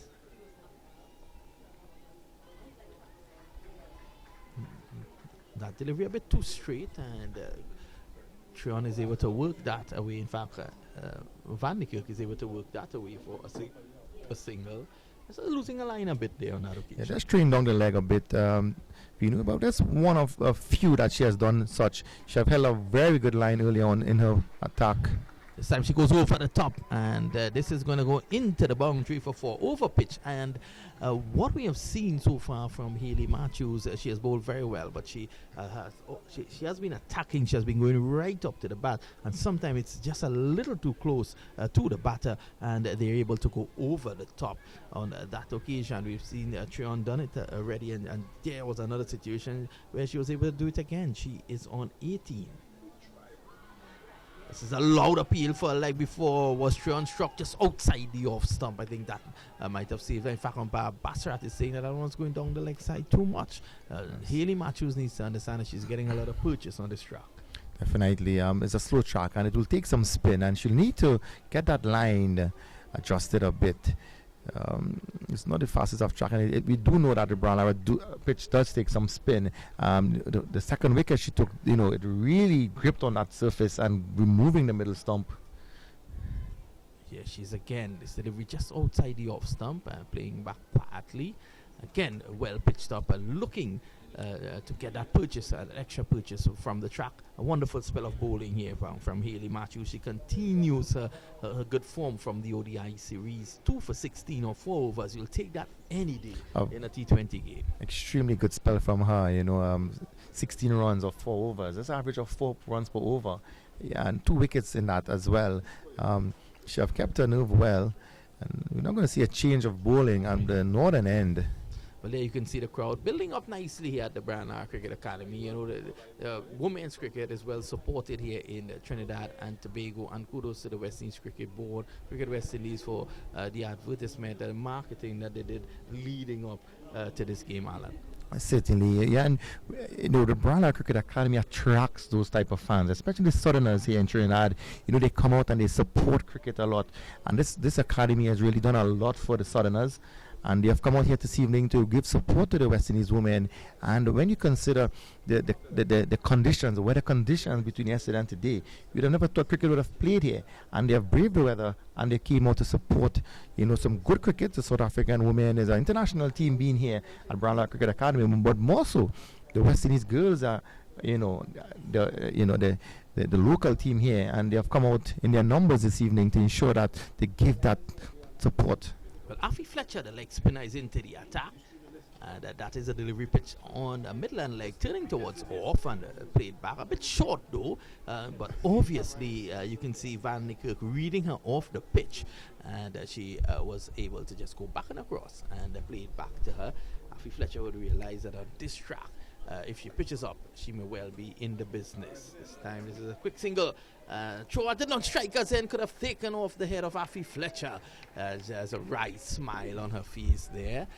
So that's another single. And Afi Fletcher on that occasion, Alan, very lucky. Very lucky. Strong arm of the answer.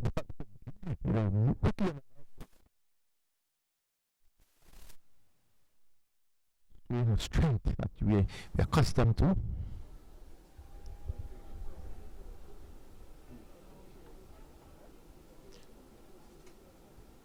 Fletcher, one waits to see if she's getting any problems in gripping the ball. Well, that was a lot of grip on that surface. Beautiful leg break.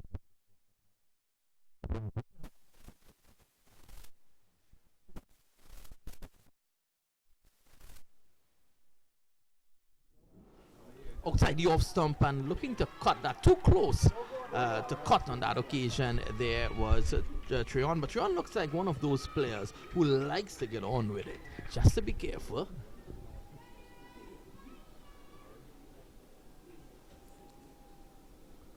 That's a good delivery. That one was pitched on leg and of course turning towards off. Yeah. Anissa Mohammed in the way, no run, and she's getting generous turn here. Generous. This is a big turn of the ball. Well, she is, and the Brian Lara Cricket Academy, she will love this pitch here. You normally the leg spinners, and they get a lot of grip on the surface. It's not the fastest of track, but the turn, and another ball turning there and running down to the third man boundary, and they're going to run back for 2. Again, the generous turn. And given the current situation, I would like to see more pressure being applied here by Stephanie. I think she should employ a first slip, given the fact that the ball is turning appreciably on the surface. A good first over, though, by Afi Fletcher. And at the end of it, just 3 runs coming. The latest score here at the Brown Lara Cricket Academy in South Trinidad, South Africa, put into bat. They're 29 for 2 after 9.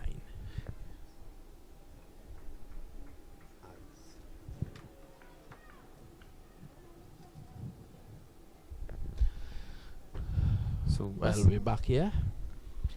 29 for 2. The 10th over is going to start from the far end, and it's going to be the skipper, of course, Stephanie. Stephanie took 3 wickets in the last game, and she was able to make 127 look like a huge score. Yes, very experienced player.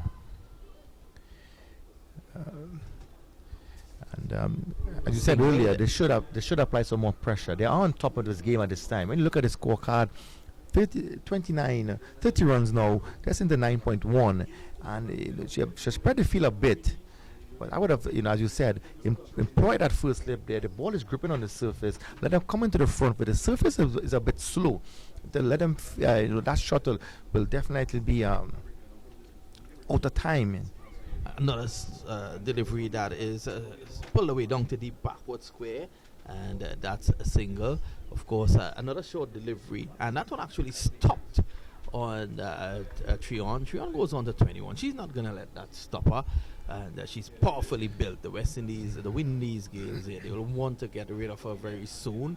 And this time, this is Van de Kerk using her feet nicely to get a single. The very nimble Marissa Aguilera is across there in a flash.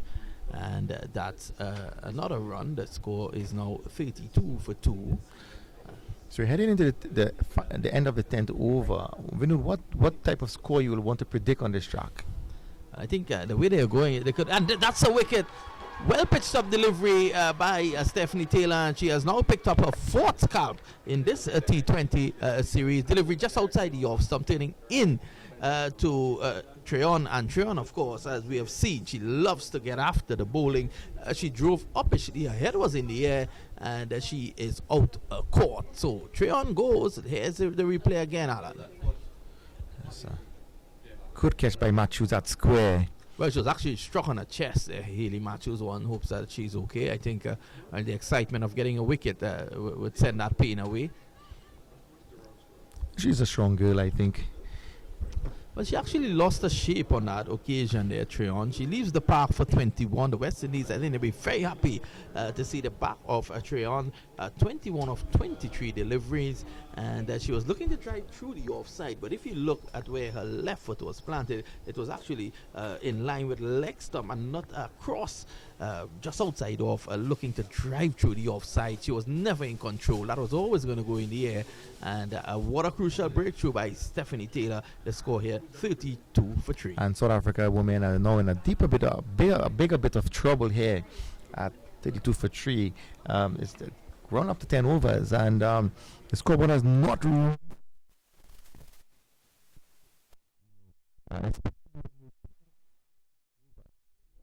West Indies here in total control outside the off stump. That's a better looking shot. No run. The new batter Dupre's, and there is no run there.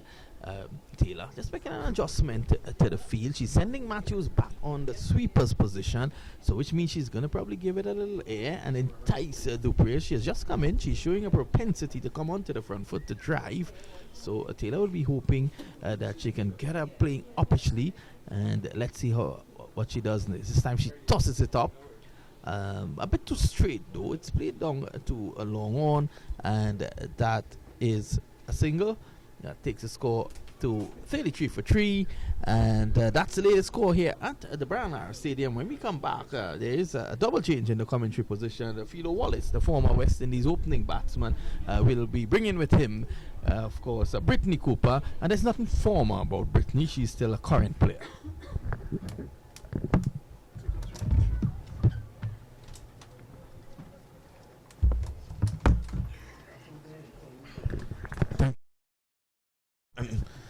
Alan, as I said, good evening once again to Brittany Cooper.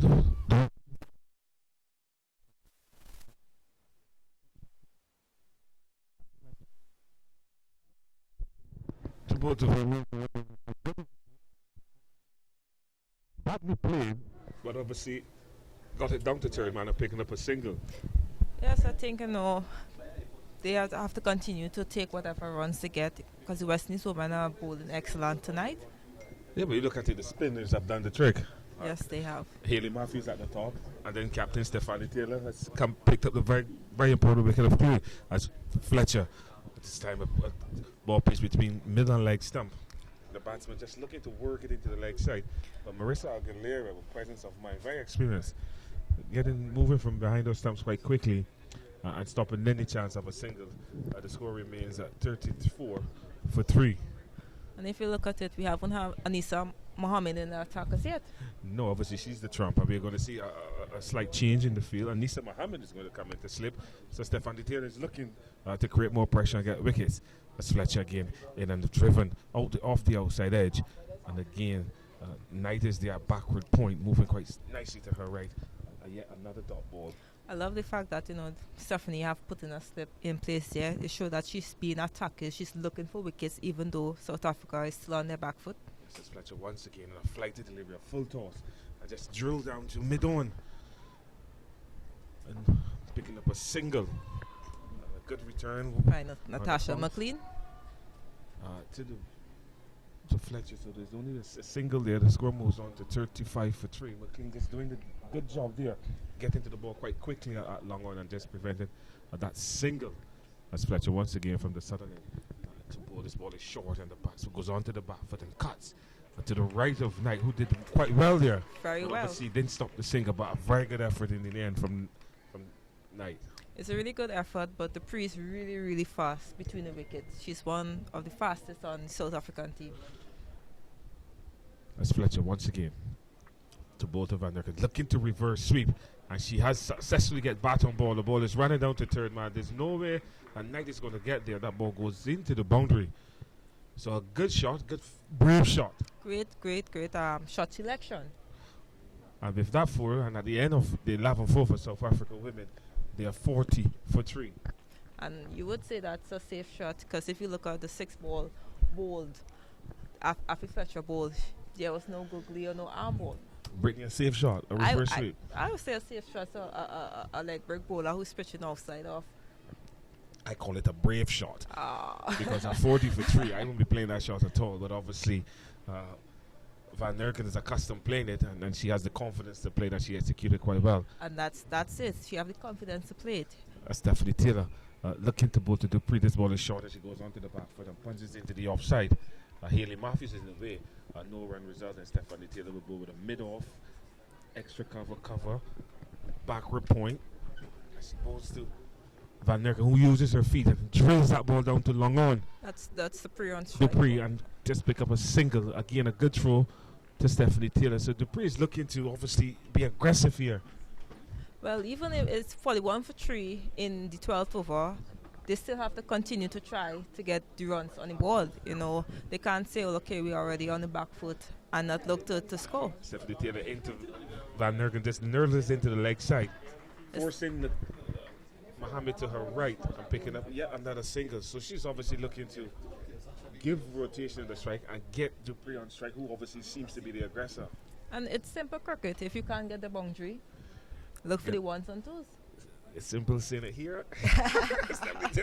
Good point. Dupree uses her feet again. It's simple because I'm here. And hits it down to long on and picks up yet another single. They're not getting boundaries, but at least they're getting the singles to keep the scoreboard ticking and rotating the strike.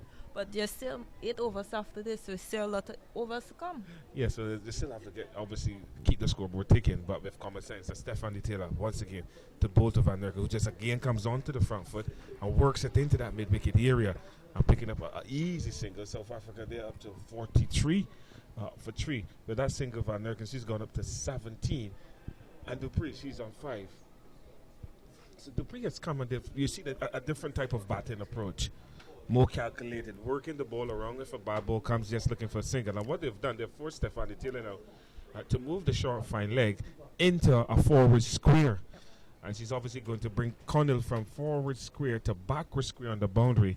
And obviously strengthen that inner circle on the leg side. So she's going to a backward square, a deep mid-wicket, a long on, short mid-wicket, a forward square, mid-off, cover, an extra cover down on the boundary, and a backward point. So an in and out field for Stephanie Taylor. It's a good field to be set, the line and length she's bowling. Force the South Africans to play across or to sweep. Stephanie Taylor again to bowl to Dupree, who advances down the pitch and hits that ball hard, but straight to Stephanie Taylor. No run resulting. At the end of 12 overs, the South Africans women's team, they're 44 for 3. South Africa have a lot of experience in their batting lineup. These two in the wicket. Even Dupree, as you see, she coming. She's 5 of 7 balls. She's looking for the 1s and 2s, and she's making it look easy, I must say. Yes, obviously she's come in and she showed a different dimension to her batting. She's also changed the whole dynamics of this partnership, because she's looking to get to the pitch of the ball by using her feet, because obviously the spin has taken over. And it's good captaincy as well for Stephanie Taylor to realize that this surface at Turuba, the Brian Lara Cricket Academy, is not as quick. So spin obviously will be the death for the night. So, as you see in the pictures being played, you have 2 off-break bowlers on the bench. Do you think they will make a change? The next game comes Sunday? I don't change winning teams. It's the both of Van Nerken, and this ball is full length. And she just pushes it on the onside of the pitch, and Fletcher running around to her right. Stop any chance of a single. Another dot ball. Dupree was looking for a single. Yes. But obviously Van Nerken said, no, I can't make that. So the spinners continue to show good control.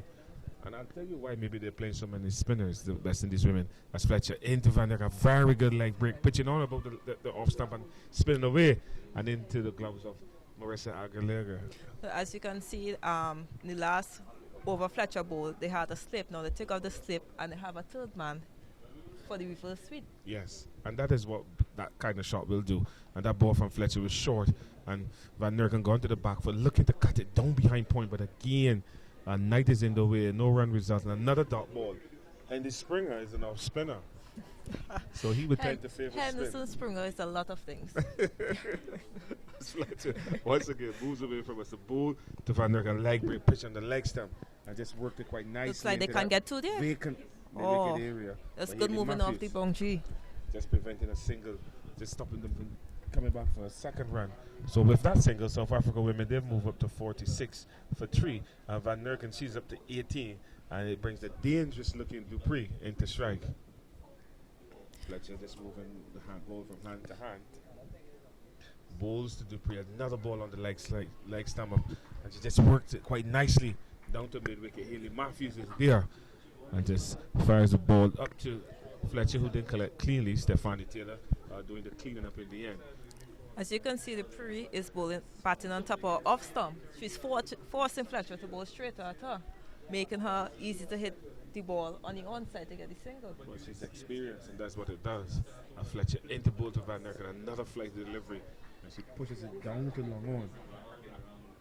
Again, McLean coming off the boundary, picking up another single. The South Africa women at the end of 13 overs. South Africa women, they're 48 for 3. Van Nerken, she's on 19, and Dupree is on 7 not out. Projected score? I'm going to take your projected score. You know, you told me 130, so I'm going to take your projected score because Brittany, you know more about this women game than I do, and I respect your opinions on this game and your scores here. You've played a lot of cricket here, Yes. and you will know how this surface and how the women obviously react to this surface. But so far, after 13 overs, the South African women at 48 for 3. How will you assess that performance, that bowling performance thus far by West Indies women? I think that after the first T20 in Barbados, you can see that the West Indies women went back to the hotel and did a lot of review of the South Africa women, because as you can see, the South African women are not comfortable at the moment to the line and the length that West Indies women is bowling. I mean, you look at West Indies women bowlers as well. They're now going to bring in their champion spin bowler, Nisa Mohammed. So they've gone with 4 slow bowlers. Yes. 2 seamers, 1 in Cornell and 1 in DeAndre Dottin. But 4 slow bowlers. Haley Matthews has already completed her 4. Stephanie Taylor, Fletcher. And now we're going to see the introduction of Mohammed. Stephanie Taylor's bowled 2 overs for 1 run, and she's picked up 1 wicket. And Fletcher's bowled 3 overs for 14 runs and yet to pick up a wicket. So the spinners have done the trick. And now we're seeing Mohammed, who'll be operating from that southern end. And she's been in this game for eons now. And she obviously knows these players inside out. And she's going to bowl her first delivery to Van Der Kerk. She's going to be up and bowl a flighty delivery and wide down the leg side. But taken by Marissa Aguilera, who I believe has improved as a wicketkeeper. A lot. She have a lot of experience under her belt. She also being a former captain. Here's Anissa coming into bowl. So Van Der Kerk, this ball is just a bit quite nicely into the leg side, up to that deep mid wicket. Fielder coming off the boundary quite quickly, and again the West Indies women look very sharp in the field, picking up a single. Score moves on to 50 for 3 in the 14th over of South Africa. Van Der Kerk, she's been there from the beginning. She's 20 not out. And the dangerous Dupree, she's going to be facing to the champion like spinner Anissa Mohammed, and she's on 7.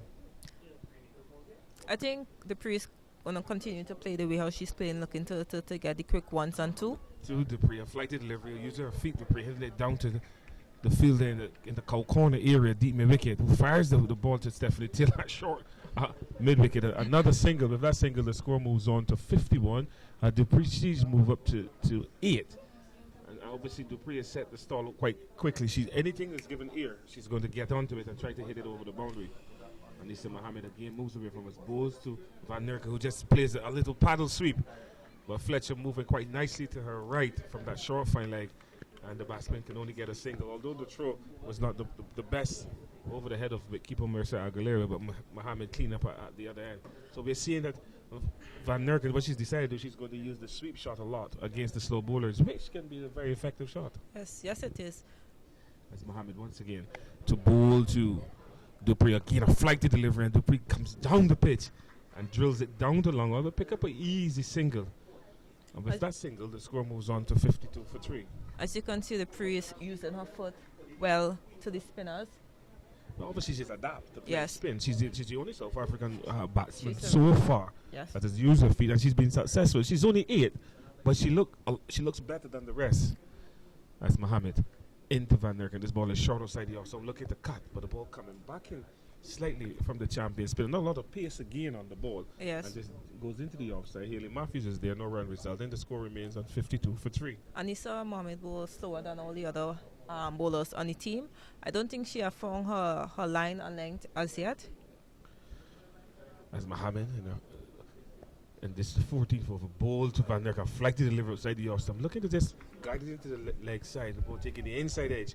I run it down to Fletcher, a short fine leg, who moved quickly, no run result. And at the end of 14 overs, South Africa women, they find themselves at 52 for 3.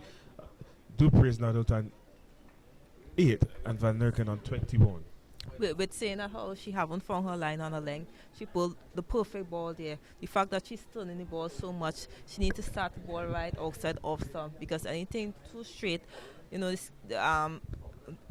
will sweep shot very easily. Yes, as Fletcher continues from the commentary box in, and she'll be bowling in to Dupree. Obviously, Fletcher leg spinner, and that ball is swept quite nicely, but can't beat Connell, who pulled off a very good stop at short fine leg, but could not prevent the single, but she stopped the boundary, and the score moves on to 53 for 3. So the West Indies women, obviously, the fielding has really improved. And on this Dampo field, it's important that you get everything behind it, your body, heart, and soul, along with your hands, as Fletcher. To bowl to Dupree, employs the sweep shot. And she swept that ball on length. Beautiful sweep shot. And splitting those two fields is that backward square and mid-wicket and into the boundary for 4. And you spoke earlier on that how she loves to sweep. Yes, the effectiveness of that sweep shot. And when you look at it, Van Nervik, she obviously realizes that she's not going to use her feet. So the best shot she's going to employ is a sweep shot, and it was very successful on that occasion.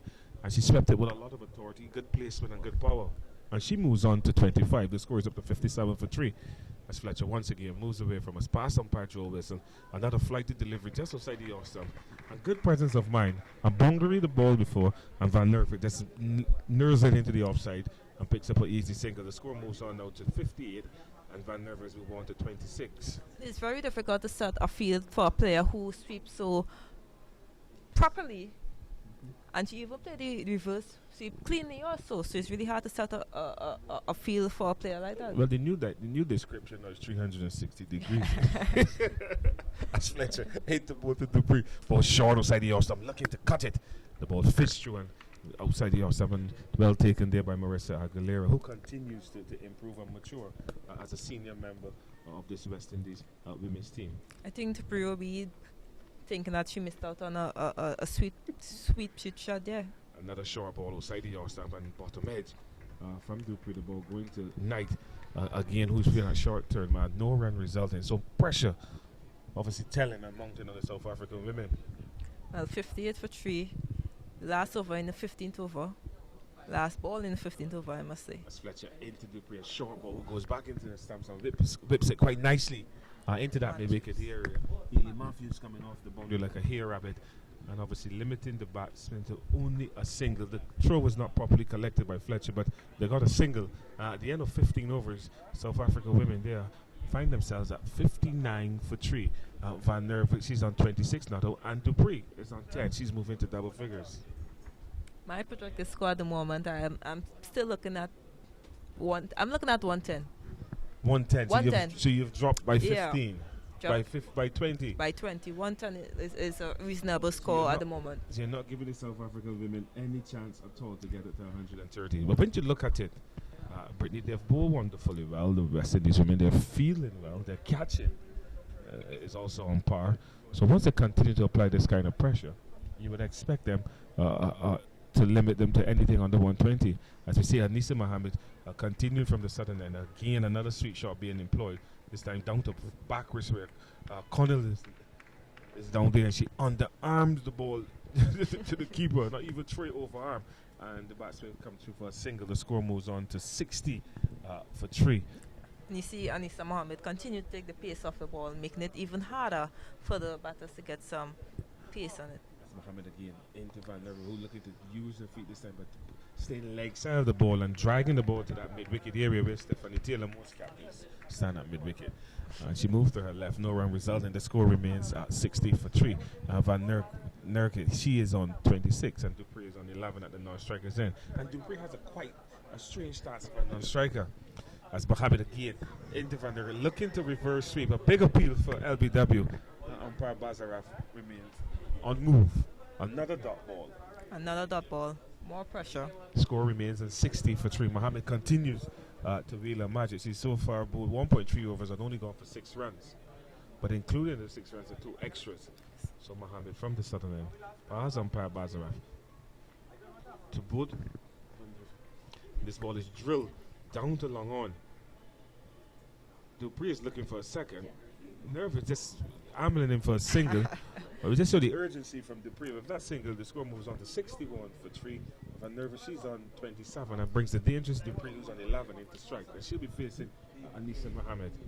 Mohammed from the southern end, past Bazaraf into Dupree. Flying delivery, using the feet quite nicely and get into the pitch and hitting it into that favorite corner area. One bounce and over the ropes for 4. A very good shot there. And that's the third time in this over you see them try to play that shot.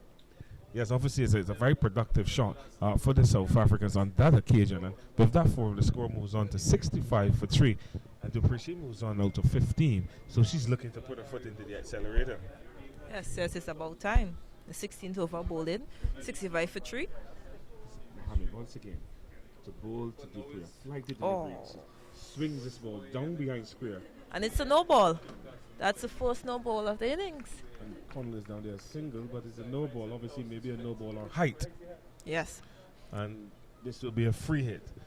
So Anisa Mohammed has bowled a no ball, a waist height no ball. The ball obviously was a base above the height of the batsman in terms of waist. And she drilled it to backward square single. And umpire Bazaraf calls a free hit. So we're going to see now how Van Nerva is going to deal with this free hit. And she swings it. Gets a lot of bat onto it, but she's going to be caught inside the boundary, but it's a free hit, so she cannot be out.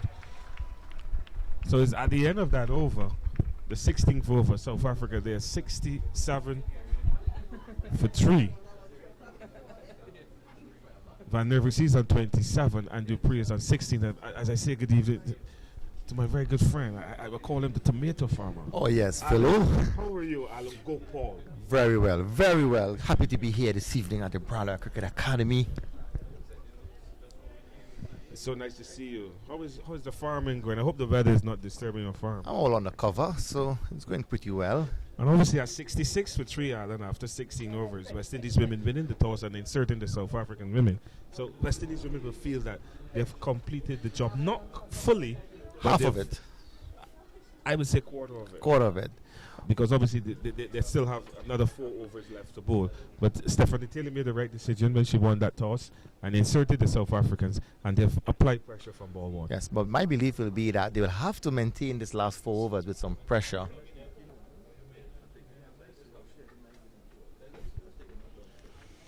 They'll have to maintain that pressure, Philo. Yes, and obviously now we're going to see another bowling change. Deandra Doughton, who's in her 100th T20 match tonight, and she will want to make this a special match. Certainly, and she has bowled pretty well for those first 2 overs. Yeah, but she's bowled 2 overs for 9 runs. Yes. She's obviously, and if you listen to Brittany Cooper was saying that she's the quickest out of all the seam bowlers in the women's team.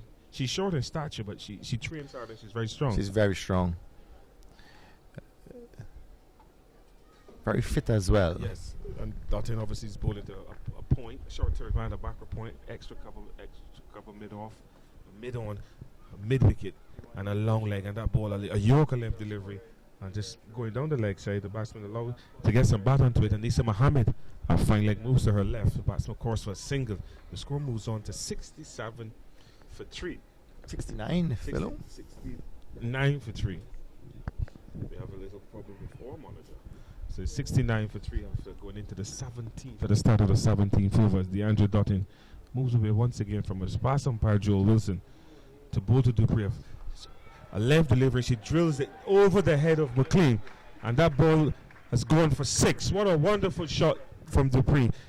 Got one that was full length, and she just hit it quite nicely over the head of McLean at long on. And quite straight as well, and safest place on the ground is straight back. And taking the opportunity and taking that extra chance and really putting some power on that shot. That's a bit of over pitching from Doughton, I believe. And the extra pace as well, Alan, from Deandra Doughton would afford the batsmen that opportunity and freedom to free their hands. And this wicket is not really a pace wicket, as we all know. So there's holding the ball back of a length. And then Doughton again a full length delivery. And Dupree very lucky indeed. The diving Connell at short mid wicket could not come up with what would have been a spectacular catch, but has gone over the boundary for 4. So in 2 balls, it's gone 6-4. So that's 10 runs in 2 balls. The score moves on. South African women there to 79 for 3, and Dupree's move on to 26. This will be one of the more productive overs for the South Africans. Yeah, that's far. Obviously, Deandra Doughton with her medium pace, the ball is coming on a lot better. The South African women will like the ball coming on to the bat, which we're seeing from this over. And it's gone already. This is a very expensive over from Deandra Doughton. Some 11 runs, that's far. We've seen earlier with Fletcher and Matthews holding back the ball a bit in the air on the wicket, bringing the batsman on the front foot. That created that impact for that, bogging that run rate from climbing early on of the innings. Doughton again bowls to Dupree, a full length delivery, and she just tucked it into the leg side. Connell moving to her right quite nicely. Couldn't prevent the single. The South African women, they move on up to 80 for 3. And Dupree, she's on to 27. She'll bring Van Nierket into strike. She's been there from the beginning, Alan, and she's 29. But you would say that she obviously has stabilized the innings. Yes, she have held her own in the middle there and not putting much pressure in terms of the fall of wickets. But they are now starting to improve in their run rate, and the strike rate is now being able to move from the South Africans. And Dottin again is over pitching a bit. Yeah, that ball was short of a length going back into Dane Van, and that what she did, she just punched it into the onside to the left of Colin, who did not move as smartly as we expected, and obviously a little problem with a left knee. When she stopped that ball, as Dottin once again moves away from us, the ball to Van Nervik, that ball is drilled down to long on. McLean comes off the boundary quite nicely, picks up the ball cleanly and fires it straight over the stumps to DeAndre Dottin, who obviously did not collect the ball cleanly. At the end of 17 overs, the South African women, they're 81 for 3. Dupree is on 27, and Van Nervik, she is on 30. Not a very productive over for the South Africans. Around 13 runs coming off that over. Very expensive over from DeAndre Dottin, a very productive one for South Africa women. They won't mind getting 13 runs in the next couple of overs. But obviously, we realize from that DeAndre Dottin's over, Alan, is that the South African women, they like the ball coming on to the back. Certainly, and you'd have seen earlier on, there were much more spin into the attack, and that really created the run rate from really slumbering. And you now see Anisa Mohammed back in the attack on the southern end. 2 overs, 12 runs from Anisa. She hasn't been taking a lot of wickets of late. She's been economical, but her wicket column has obviously dwindled a bit. But she's still effective. Well, in T20 cricket, you know, you want to be effective in terms of getting dot balls more, and your average in your bowling is more effective than your. Mohammed into Van Nervik and just again advances down the pitch and gets to the pitch of that delivery and drills it down to long on. And Knight is down there, the batsman. Up a single, the score moves on by 1 to 82 for 3, and Van Nervik, she's moved on to 31 with that single. Yes, at one time South Africans looked like they might have reached close to 75. Yeah, but obviously they have depth in their batting, as we can see. That's Mohammed into Dupree. Again, Dupree coming down the pitch. This time Mohammed bowling short and straight and cramping Dupree for room that she was looking for. Just dribble into the offside, and Haley Matthews moving to her right there. I'm picking up the ball. No wrong result, and the score remains on 82 for 3. Mohammed into Dupree. A low full toss, and she's going to be out caught by Stephanie Taylor, moving quite nicely to her left at mid wicket. And that is the end of Dupree for 27. She's caught Stephanie Taylor off the bowling of Mohammed for well played 27. Certainly, and that would have been one of the prize wicket you'll be looking for earlier, later on in the innings. She seems set to hit the ball quite long. And very useful wicket for Mohammed. Good catch by Taylor. But that is what pressure does, huh? They got a big over just now, but before that, they were just dribbling along the South African women. Yeah. She saw the opportunity, Dupree, who continues to use her feet. She even used her feet at the end of her dismissal there to get to the pitch of the ball, but again, defeated in flight. She didn't get a lot of bat onto it. The ball hit the toe end of the bat, favoring the mid-wicket area. And Stephanie Taylor just taking a rather easy catch in the end at mid-wicket. So good bowling, good field placing. A good wicket at this time. Yes, a good wicket at this time. We're going to see now the experienced cap coming to join Van Nervik. She's been there. So South Africa women, they find themselves 82 for 4 in the 18th over. Yes, and they would need to up that run rate, because I believe anything under 100 will be very competitive for the West Indies women. But dot balls will continue to build pressure on the batting team. As Mohammed bowls the cap ball and she drills it past Stephanie Taylor mid wicket to the left of her, and Knight on the long on moving to her right, and cap is off the mark. The South Africans then move on to 83 for 4. Comes into strike now as the opening batsman, Dane Van Nervik. She's been there from the beginning. She's on 31.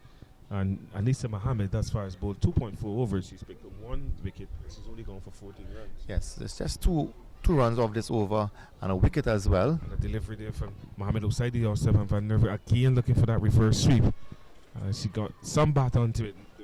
DeAndre Dottin moving to her left at backward point. And the batsman coming through for a single. So she moves on by 1 to 32. And the South African women, they are 84 for 4. So Mohammed, one delivery left in this over, and she will have to look at a dot ball.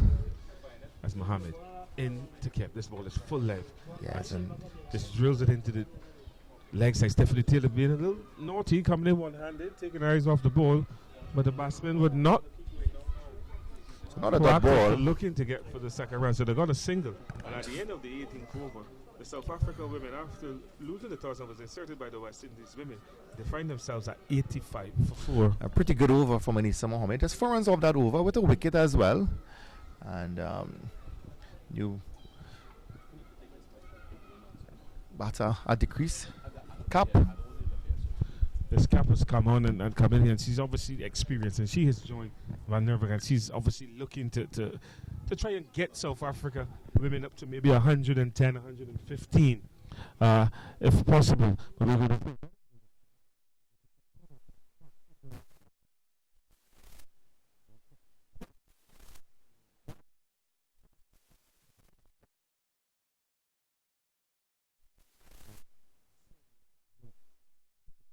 over Cornell, and she's going to have to finish well here for the West Indies women. Certainly, they're going to tighten things up the last 2 overs. She said she had a pretty good. Oh, she bowled 2 overs for 1 run, and she had a extremely well. We must give Shamir credit where it's due, as Connell moves away from the past Joe Wilson, a ball outside the off stump, a length delivery, and the ball was punched quite nicely by Cap on the up. Deandra Dutton moving to the left, taking her eyes off the ball.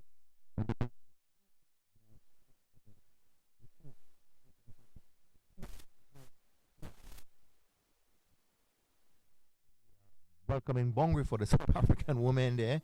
A little unfortunate for Dutton. But sometimes that's just how it goes. You know, she's a very good fielder. She's obviously up for it. She moved quite quickly to get to her left, but obviously the ball just went through her grass. As Connell again to both the cap. This ball is outside it there, or somehow she just squeezes it over backward point. Fielder move into her left, but can't prevent the batsman from coming back for the second run. The score moves on by 2 to 91 for 4. Cap, she's up to 8, and she looks busy since she's come to the crease, Cap. Yeah, she has looked very busy because it's just 2 overs remaining in the innings, and she wanted to put that pace up on the scoreboard. And very aggressive type batswoman. Yes, Marizan Kep has been around for a very long time in South Africa cricket. Has come into both the Kep. This ball is length outside the awesome. She just advances down the pitch, Kep, and drills it out to the extra cover. There's a sweep out there, and only allowing the batsman to get a single. The score moves on by 1 to 92. Kep, she's up to 9. But again, we're seeing Kep looking to advance, trying to get those big shots in to get the boundaries. She'd want to cross that 100-run barrier to give that psychological advantage on their team. You know, it's the triple figures, and she's trying to put all experience in here now. It's kind of balls to Van der Veer. It's punched down to long on. McLean is down there, moving quite nicely for her. Coming through for yet another single, and the score moves on to 93 for 4.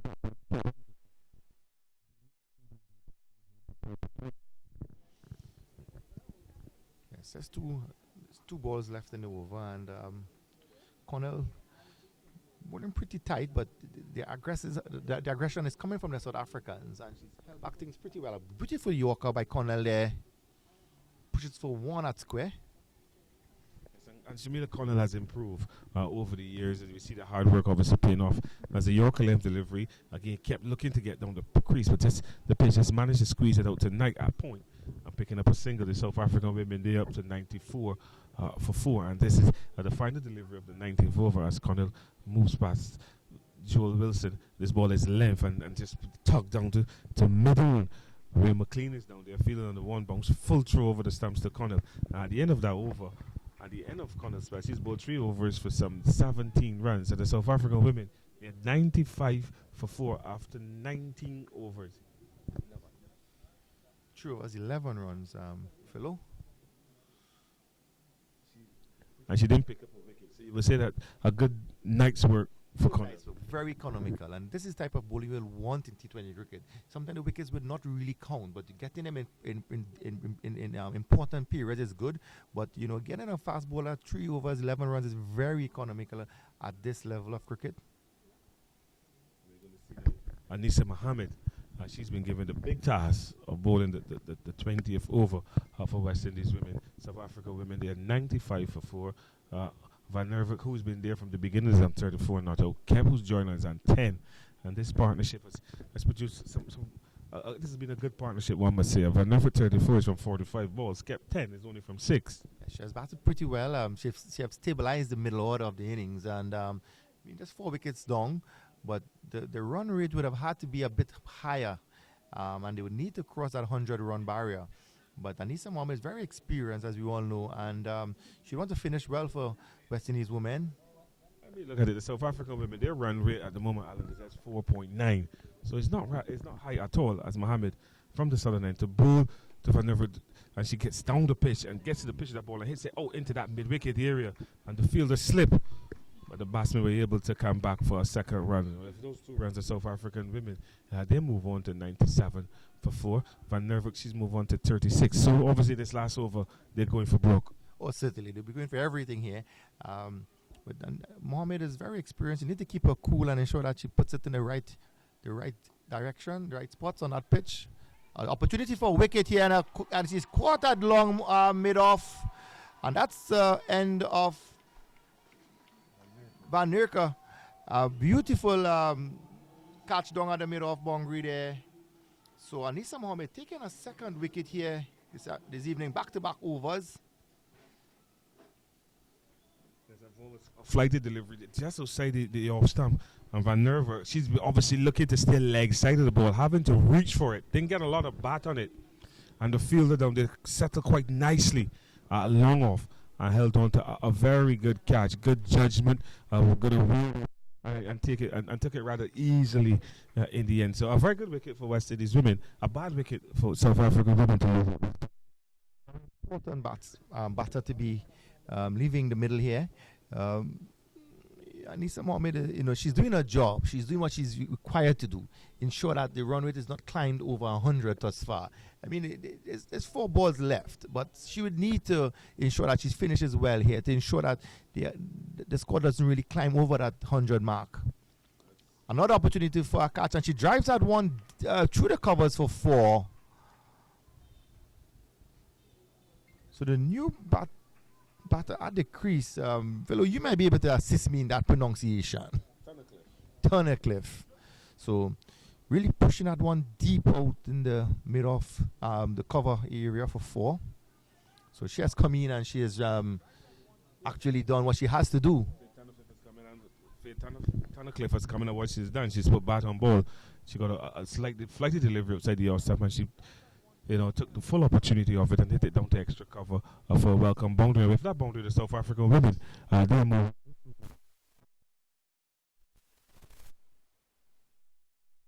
Kep actually, who hit that shot, who played that shot. Kep, she moved on to 14. Tunnicliffe is at the non-strikers end because the cross, when Van Nervik was caught at long off.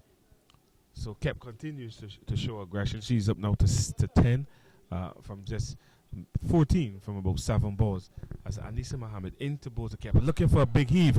And Marissa Aguilera pulls off.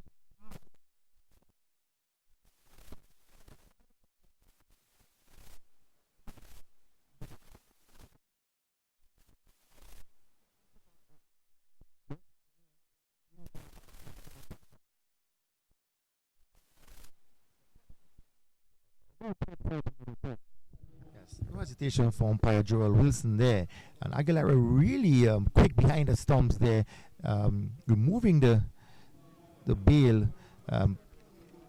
Kept just leaning over a bit and getting that back foot just above the ground, and Mohammed moves on to a 3rd wicket, fellow. Yes, when you look at it, Alan, you look at how Stephanie Taylor has led this side tonight. I should repeat it.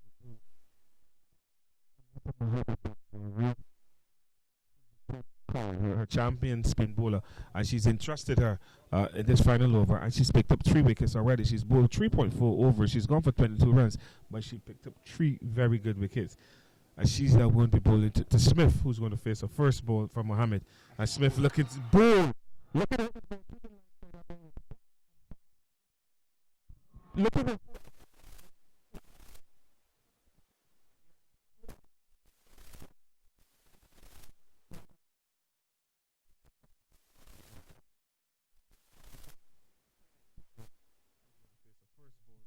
Taking a flat wicket in front of our home fans here in Trinidad, and really playing across the line there by Smith, and removing that middle stump. Nisa Mohammed, very experienced player, fellow, and have served the West Indies women pretty well over the years. Yeah, she's a champion. She's a champion spin bowler, and she's on a hat trick as well, because she's taken 2 wickets with the 2 previous deliveries, and this is the final delivery of this Sanders International T20 series between West Indies women and South Africa women. And no better person, Alan, to be on a hat trick at this wonderful and well-appointed Bella Cricket Academy here in Toronto. Beautiful venue here. So Mohammed should be looking to get her 5th wicket and on a hat trick. It's the last delivery of the innings, and she'll really be trying to prize this wicket off. And a chance for catch, and she's going for the hat trick. And yes, Mohammed gets the hat trick, and that's the 4.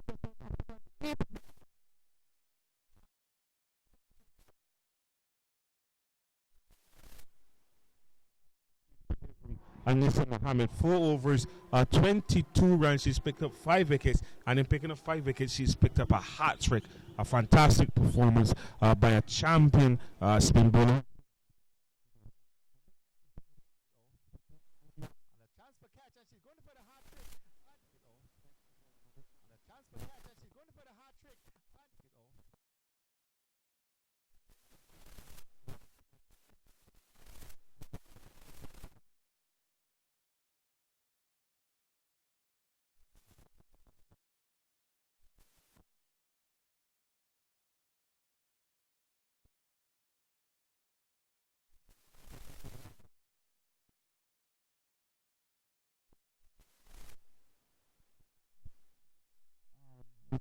Take on to both.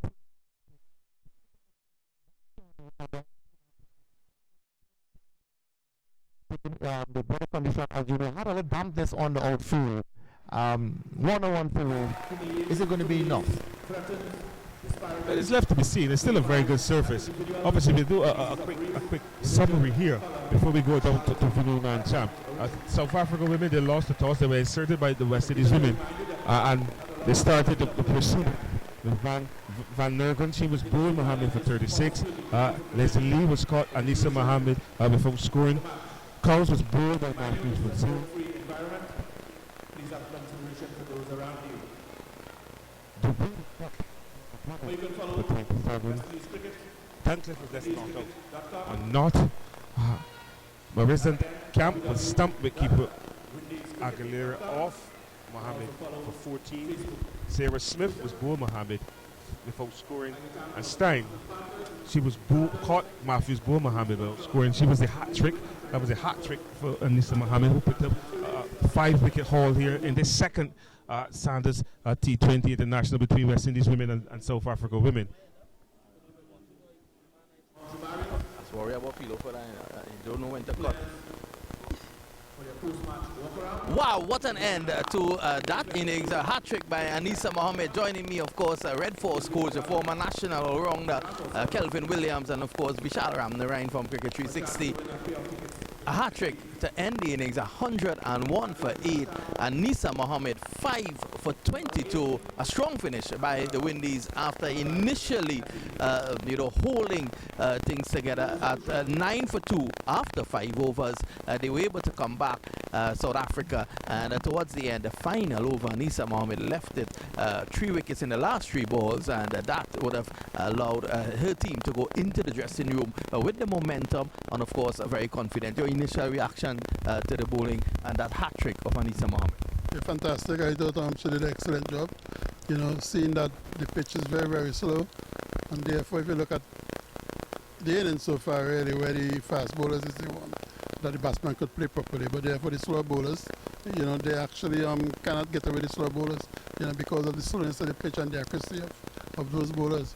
And Anissa extremely, extremely well, proud of her, fantastic.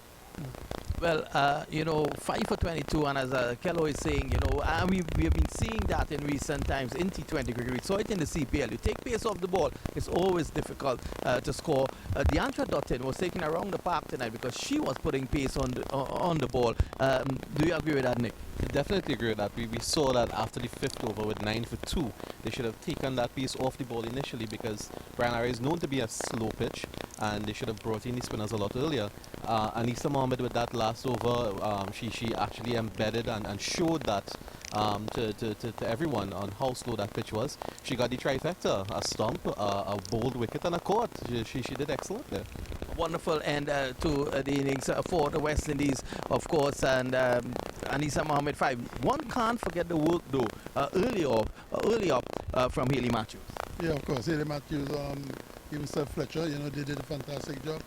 Again, if you look at the South Africans, yes, as I mentioned before, that they really cannot cope with the spin, and therefore then what? So they're trying all out to actually try to get away with the spin, but they still cannot cope with it. So excellent job by those spin bowlers. And of course, in Barbados, 127 was plenty on a track where the ball was coming onto the bat. West Indies were able to restrict South Africa to 107 batting second. 101 for 8. It's not a big score. Put it in context for me, Nick, on this track. Just crossing that 100 mark is a huge accomplishment, and it's a psychological advantage that they have over the opponents. But the West Indies girl, they have this track in order. They're going to get there. That's my prediction. They're going to get there. And they know how to bat on the pitch. Well, let's get the views now of highly respected regional coach Kelvin Williams. Kelvin, had this been your team, what would have been the message to the batters going in the second inning? Well, again, you got to look at it. The first 6 overs is very important because the ball is new, going to come onto the bat. Depends on who they open the bowling with. I believe South Africa actually strength is their fast bowlers, so therefore I believe the ball will come onto the bat. All right, so they just have to wait. They have to wait, utilize the new ball, and therefore then to stop it around. 100 and something to get. It's going to be difficult. On a slow pitch if the South Africans will take pace off the ball. Well, that's it from Kelvin Williams, of course. Kelvin Williams was not going to knock any ball around in his day. He was hitting them out of the park. I don't think Norbert Phillip has recovered from those 4 successive sixes just yet. A couple of years ago, I saw him in the Windward Islands while covering cricket, and he didn't get over that just yet. Nick, a situation here where the Windies, at this point in time, you would put them in front. They already won 1-0 up in the series. How crucial it is for a good batting performance to nail, not really nail, but to take the series so far 2-0. Okay, Kello had the right view there, where they need to settle down and need to take advantage of the new ball within the first 6 and use that power play. And once they get that win, and that psychological advantage is going to be there for them, I think they can follow through and they can win the series. Well, that's it from us down here. Remember at the break, South Africa 101 for 8, and one could never forget that hat-trick by Anissa Mohammed, 5 for 22, and up earlier on, Haley Matthews also bowled very well, 2 for 16, and that really crippled the South Africans. And you can't forget also the contribution of Stephanie Taylor, the off-spinner. All the players, of course, so far who have dominated as spinners, according to Kelvin Williams.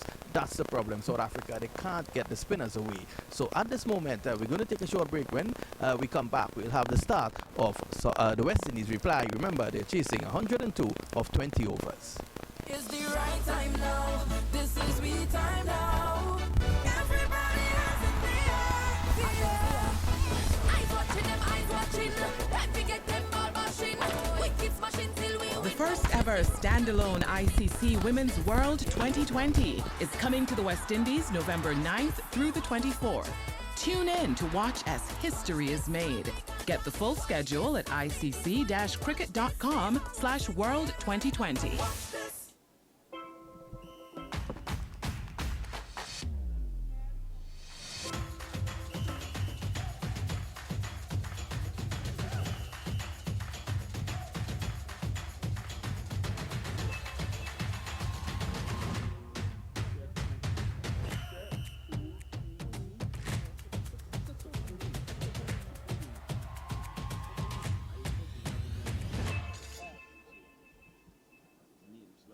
Introducing the all-new 500 ml Eco Bottle from Blue Waters. It's easy to open and full of great-tasting sodium-free artesian well water that doesn't spill when you open it thanks to its wide mouth design. So grab one today. Life is better with Blue Waters. This is what luxury included feels like.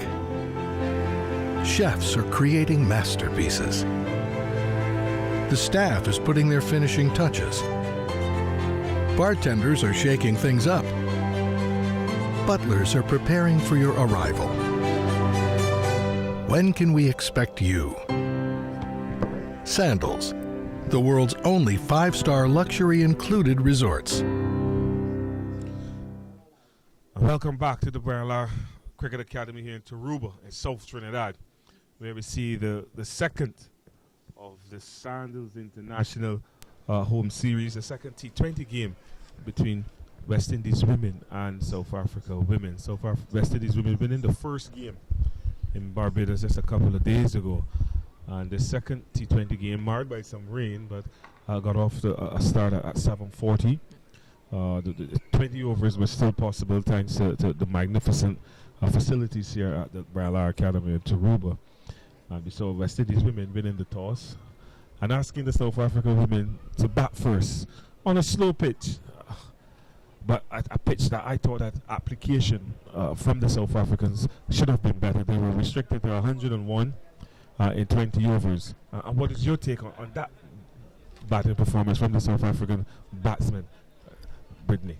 I think that the bowlers didn't give the openers a chance to apply the serve.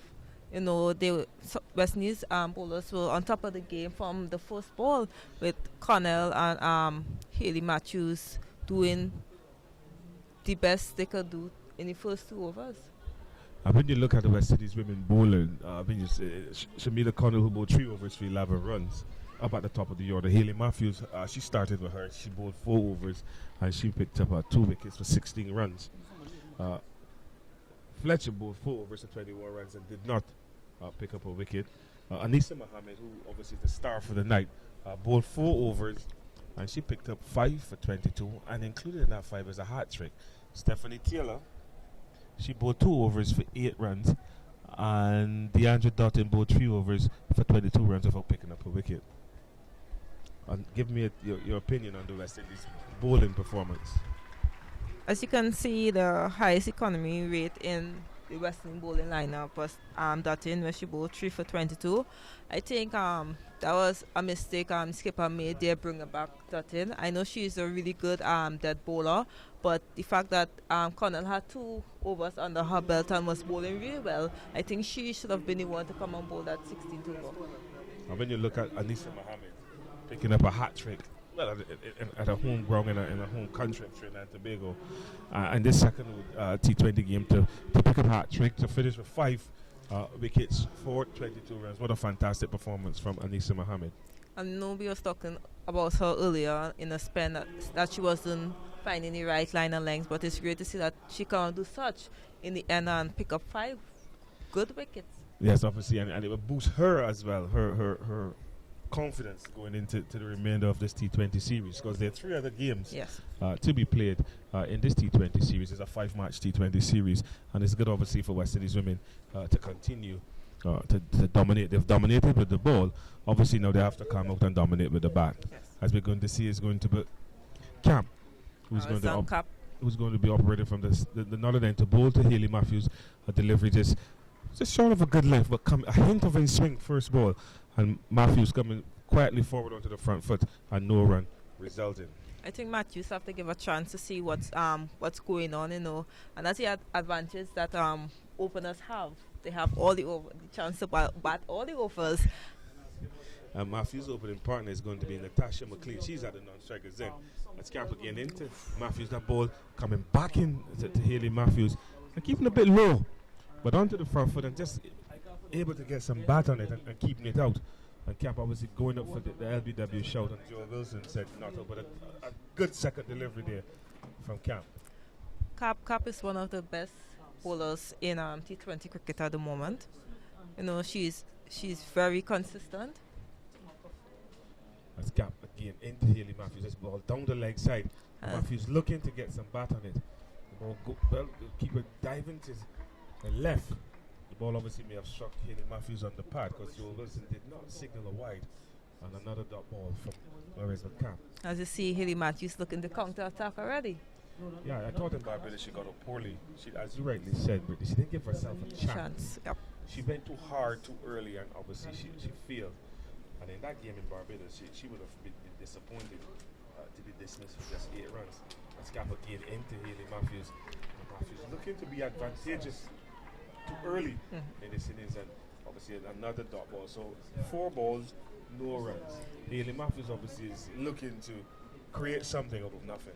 The thing is, Cap is one of South Africa's best bowler, and she can only bowl 4 out of 20 overs. So I hope Haley remember that only 4 overs she can bowl. And this is a ball for Cap that is just short of a length, and Matthews looking to swat it somewhere into that mid-wicket area. Not getting a lot of bat on it, a very ugly-looking shot indeed, and it just goes into the onside to pick up a mid or no run resulting. So 5 balls, no runs. Pressure on Haley Matthews? Could be pressure. Or she's putting pressure on herself. It is similar, same way South Africa started their batting innings. A great Cap again, a final ball on the first over, a good length delivery outside the offside. Matthews just coming quietly forward, pushing the ball into the offside, square the wicket, no run resulting. After the first over, West Indies women in pursuit of 102 for victory. Then no runs on the board. No runs on the board. I think Haley have to wait a little longer on this pitch. She's a player who likes to go hard on the ball. And the thing about this pitch, this at this stadium here, once a bowler miss their length, the balls travel. It travels. I think instead of trying to go for power, Haley have to look to go for timing tonight because the pitch is slow. Yeah, I mean, you look at the back end of the South African women innings as well. Cap came in and she only scored 14 from 7 or 8 balls, but she hit the ball where it was going. She played a lot of balls through the offside. She played a lot of authority. Her running between the wicket was exceptional. It's only 14 runs, but her short stay at the crease, you saw a difference, and you saw the right approach on this type of surface, and that is maybe what Haley Matthews should be looking to do. As Klaus is going to share the new ball with Cap, she's going to be operating from the southern end. She's past umpire Basarak to bowl to McLean outside the off stump, and McLean allows the ball to go through to the keeper. So a good start from Klaus. I think that's exactly what South Africa need. Defending a low total on a slow pitch may seem like a task for West Indies women. Well, Master Batted Klaus, she's been obviously one of the go-to bowlers in the South Africa women's unit that she's in. Very bustling approach, bowls to McLean. A short of a length delivery, and she just stands up McLean and punches into the offside. Extra cover moves quite nicely to her right. And yet no run score. So the score is West Indies women are yet to get a run on the board. But 2 good deliveries. Yes, 2 good deliveries. I think, we need to respect the bowlers. That's classic game from the southern end. Pass on Parbas at the ball to McLean, a short ball, and McLean just swings it out to deep mid-wicket. And the fielder coming off the boundary, and the batsman cross for a single. The West Indies women, they're off and running. They're 1 without loss. McLean, she's on 1. Haley Matthews is on strike, is yet to score. I think Haley Matthews is going to try to attack this bowler. The fact that, Marissa Cap is a more experienced bowler and, will think more. I think she'll take the attack to the class. But she still has to be calculated here, Haley Matthews. It's T20 cricket. It's only 102, but it still calls for application and common sense. As class is saying to Matthews, this ball wide down the leg side, and the keeper diving to her left, stops the ball, and then Basarak with his 2 long arms outstretched, signaling wide. With that extra, the Windies women, they move up to 2. Haley Matthews is yet to score as Natasha McLean, she's on 1. And McLean obviously will be looking to continue her good form. Yes, she had a score of 38 in the first T20. Yes, obviously she'll be looking to score here as well. As Klaus again into Haley Matthews. Haley Matthews hit this ball high. When they go over the infield, yes, she clears that 30-yard circle and should come back for the second one, but not a very convincing way to get off the mark for Haley Matthews. She's on 2, and the West Indies, they move on up to 4. As we can see, the ball was there to hit that shot, but there Haley Matthews didn't waited. She played the ball before it even come. Obviously, she's looking for pace on the ball, and there's no pace there at all at the Barlar. Cricket Academy. This pitch obviously will be slow because obviously there's been a lot of rain as well, and the pitch will carry a bit of moisture, so she still needs to be careful. As Klaus is saying to Haley Matthews, a full toss as he hits it through extra cover and down to the boundary for 4. And you can hear the appreciation of that shot from the crowd that is beneath us. And if that 4, the Windies women, they move on to 8, and Matthews now she's taking her personal score up to 6. As we see the skipper with her hands on her hip, thinking about what next to do. Well, it's only the second. It's only the third over. It's only the third over, it's not but a bad delivery. I think it's a good shot because he at least stayed low and hit the ball obviously to the left of mid-off and to the right of extra cover. So you can't fault the bowler for that. That's Klaus in to Matthews, a Yorker length delivery. Matthews advancing down the pitch and just stopping that ball, stopping it obviously from going on to the stumps. At the end of the second over, West Indies women, the 8 before loss. Haley Matthews, she's on 6 now, and her partner Natasha McLean is on 1. Sure, we cannot fault the bowler for that full toss, but defending 101, we know the skipper will look for the bowlers to be a lot more disciplined. Yes, obviously discipline is going to be the key for the South African women if they're going to restrict the West Indies women from getting up to 102. But in cricket, you can't expect every ball to be a good ball. Sure. Sometimes you also have to credit batsmen because batsmen will make good balls look like bad balls. That was not a bad ball as such. It's just that Matthews played a good cricket shot. That's a good cricket shot. Seriously. I beg to differ. I'm a bad server, but I'm going on the bowler. Okay. Ascap is going to continue from the commentary box, and she's going to be bowling to McLean, who's yet to face her. She's on 1. Ascap moves away past the umpire. There's some balls to McLean. This ball is short, and McLean looking to help it into the leg side. The ball obviously maybe looking to take a tie, as Joe Wilson clearly signals leg by. McLean is rubbing. Maybe she doesn't have a tie pad on. You might know more about her than me. No, she don't like tie pads. She don't like tie pads? No. So she has tough skin. She's a Jamaican, so I guess so. Well, Jamaica would say tough gum. Well, she'll feel a little burning there tonight and tomorrow for a couple of days. As Matthews, soon as on 8, it's going to 6, he's going to face up the cap. And bowls the cap, advancing down the pitch. And that ball just hitting her somewhere on the hip. And going down the leg side and no run resulting. I don't see the reason why Haley Matthews wants to play that shot. She's a quick scorer. Yeah, but being a quick scorer, you score with common sense. You just don't go down the pitch like that. It's a small total. And if West Indies women are going to win this game, they need to win this game convincingly and in a professional manner. Yes. Ascap moves away from us again to bowl to Haley Matthews. A short ball coming into Matthews. Matthews just stands up on the back foot, punches into the offside. The fielder coming in. Prevent any chance of a single. Ascap is bowling to a point, a third man, a backward point, an extra cover, a cover, a mid-off, a mid-on, a straight mid-wicket, and a long leg. She's bowling to 6 fielders on the offside and 3 on the leg. So obviously he's concentrating her deliveries just on about off-stump. Ascap again into Haley Matthews. Short ball, and Matthews looking to hit this ball somewhere over extra cover. Losing shape, losing focus, take her eye off the ball and through to the wicketkeeper, another dot ball. The score remains 9 without loss. As you see the ball before, Lisa Lee was signaling for her helmet, so it seems like she's coming up to the stump. Maybe next over this few balls to come and hold Haley Matthews down from advancing down the track. Yeah, well, obviously when you look at it, Haley Matthews is advancing, as you rightly said, and the keeper obviously with presence of mind will come up to the stumps and create more pressure on Haley, keep her in her crease and stop her from advancing down the pitch. But I don't see the reason why she should be looking to advance down the pitch. You're not missing any cricket. Obviously, Kevin's having some problems at the bowler's end with her spikes, so she may be slipping and she's asking ground staff to bring up some of that magic sawdust. That's maybe the dew that's coming down. That drying agent, obviously, to maybe just put there so she can have a better grip when that front foot is planted. But a good start by the South African women after 2.4 overs. The West Indies women, they're 9 without loss. Matthews, she's on 6 and McLean is on 1. Slow start by West Indies women, but as you can see, the South Africans started slow also, but they still put on a defendable total on the board. Yes, obviously, in T20 cricket, particularly in the women's game, you will believe that their innings will build. The momentum will build. They will start slowly, And as they get accustomed to the conditions, the surface, and then obviously they start to improve. And we saw that in the South African women's innings way at the back end. We saw that they started to play the big shots, and obviously they got up to a score of 101, which is not a big total, but is what they scored, and that is what they have to defend. Yes, and I say on a slow pitch side, you know, batsmen have to give themselves some time.